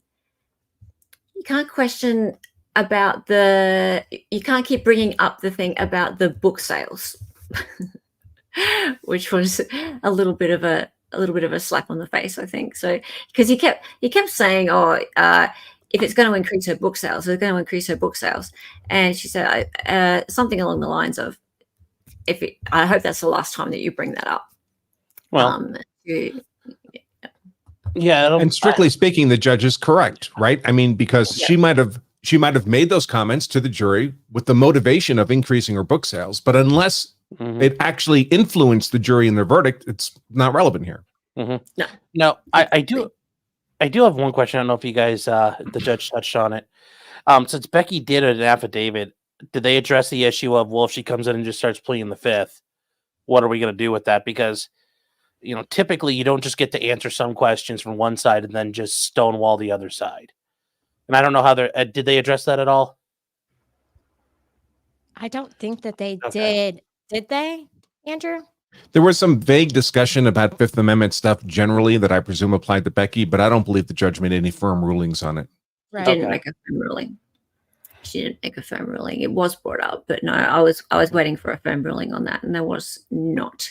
Unless I completely missed it, she didn't go for sure. And she was when she did make a ruling, it was pretty clear. So that's going to be a very interesting issue. I mean, I don't really see how she would have grounds to plead the fifth on anything she talked about in the affidavit. Oh, I don't either, but I could see her trying to do that because she knows she's probably in trouble. Yes. I mean, what would be the grounds that she perjured? She doesn't want to testify now because she perjured herself in the affidavit. Yeah. Yeah. I mean, I honestly, I kind of get the feeling that's where that's going to go. Right. Yeah. I don't think as much as I think some of this is a long, it's the Hail Mary by Murdaugh's team. I don't think they have made that part up. I think, Becky really did step in it. So. Yes. And also this thing about the egg juror, which I can't stand calling this person by that name, but I can never remember the number. That person is apparently not going to be questioned. Was that the they could still be questioned, but that's still open. If the defense can make an argument as to why. That's right. They have to put forward more a proper and more specific argument. So Dick has to go back to work, basically. More work needs to be done, which he wasn't very happy about. I don't think he was unhappy about doing more work. I just thought he'd get a little more. There'd be a little more in his favor here, but that didn't go. That did not go as they were hoping at all. Yeah, didn't go his way. Oh. But very interesting. And he asked for a continuance at the end, and she just went nope, nope. So and interesting because it is only 2 weeks away, and he said that there's only been 2 weeks for there to be any discussion with his client about it. Well, I mean, really, I guess they brought this motion forward, and I guess as far as the court's concerned, this is their thing, so they don't get a continuance. She's really tough. She's really tough. I like her though. So far, we'll see. I like her better than Newman so far. Not about you guys. But... Well, he was the opposite. Yeah. Right. And he would never make a decision, sure. and he would put everything off, and he would allow everything in. It's just I'll allow it. No, that's the thing. I like her so far because of that. I love any manager, any boss, any judge who is just like, okay, this is my decision. I'm not messing around. Whether or not you agree with it, fine. But here it is. I am decisive. And I can't stand what Eric Bland said about the peeing in the courtroom, that kind of thing. But if that means that she's decisive, fine, whatever. It was a terrible thing to say, but she's decisive. Wonderful. That's what a judge should be. You're judging. That's your job. Anyway, that's been fantastic. Thank you so much for joining us, everybody. We are going to definitely be covering the evidentiary hearing on the 29th, the 30th, and the 31st. It is 3:35 a.m. for me. I thought I'd be up all night, and turns out I'm not. And we're going to do more. We're going to do more Becky mails on Saturday, and keep covering this as much as we can. Hearsay for days. Always, we're going to be seeing all of the comments that are going to come out as a result of this, all of the crazy rumors that are going to come out from this. We'll see what Mr. Ben says on the Twitters, because he's always digging up all of the dirt. We love him.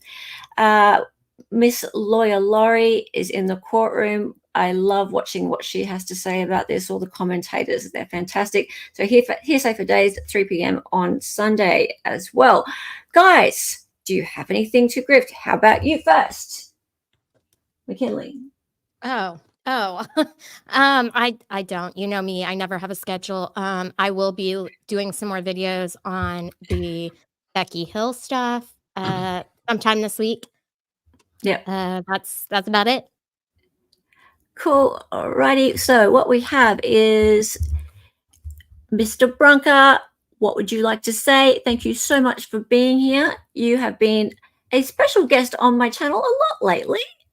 Thank you for being around.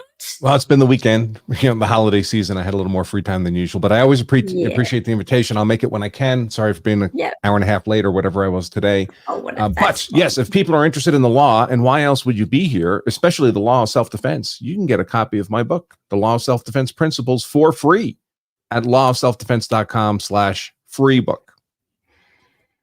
Free book, indeed. In fact, I wish someone was here to put a link up because I don't have it. But you should get that book, because if you ever need it, this is the man for you right here. And you should become a member of his channel, because do you still offer the legal assistance if you are a silver member or whatever it is? We do all that, but it's a lot to grift in wrapping up a show. So if people go to Law Self, and I put it there below my name, lawselfdefense.com/free book, you'll become part of our community when you get the book, and you'll learn about all the other stuff we do too. Fair enough. And Mr. Potentially Criminal, what have you got going on? Well, today, actually, this afternoon, probably around 7:30, I'm going to start the Michelle Trakunis trial. So she is the mistress of a guy, and they killed the wife, and they chopped her up, and they threw her body all over Connecticut in the dumpsters. They never found the body, and the husband committed suicide like 3 or 4 years ago. So she's the one left standing. And she had, in the meantime, had admitted to the police that they had done like an alibi script and they had done all these things. So I think she's kind of screwed, but we'll see how the trial goes. It just started on Thursday, so we're going to try to catch up. How did she get caught? Hearing about this. She got caught because they started mainly going through, they found out that he was having an affair. But the husband screwed up and didn't do a good job covering his bases. So that's how she got caught. Men can't trust them. Can't trust them. No. And then I have been hearing about this trial. It's trending hard, actually. People are talking about this a lot. So yes, and her name is Trakunis, not Troon Kunis. Trakunis. Yes. And also, I just put out today a little bit of information on. I thought this was a joke when I heard it, and it sounds like it's garbage, but it's actually true. Apparently, if you have an LLC or some sort of corporate registration or corporate entity, you have to notify the Treasury Department of who runs it, who's getting paid, and who benefits from it. You have to identify those people. So just letting everybody know that's actually a real thing, and you have to do it at some point coming up. Okay, very good. And also big thanks to Nick for being here today, Mo also, and I'm going to just put a shout out there for my lovely friend David from Making Law Simple. He's always around to give legal commentary whenever I need it. I just send out the Making Law Simple bat signal, and he's always around for me. He's wonderful. So the other thing I just want to say very quickly is we have Becky Mails. That is on Saturday, 4 p.m. Eastern. Becky Mails, we go through the Becky Mail, and Miss Legally Live is there with me. And the other one is, because I set everything up in advance, I'm so organized, part 10 of our Gypsy Rose Blanchard coverage starts again Wednesday, 6 p.m. Eastern Standard Time. If you're around and you are snowed in again, Mr. Branca, you're always welcome. You're welcome too, Sean, if you're free. Everyone's welcome. I'll just send links. We have so much fun. We just have so much fun. Anyway, that's about it. Time to say goodbye and have a wonderful rest of your, what day is it for you? Tuesday? It's Tuesday for me. In the US. Yeah. Yep. I'm in the future. I'm so far ahead of you all. All right. It's been awesome. All right, guys. Thank you for joining me. See you, Branca. It's been wonderful. Bye-bye.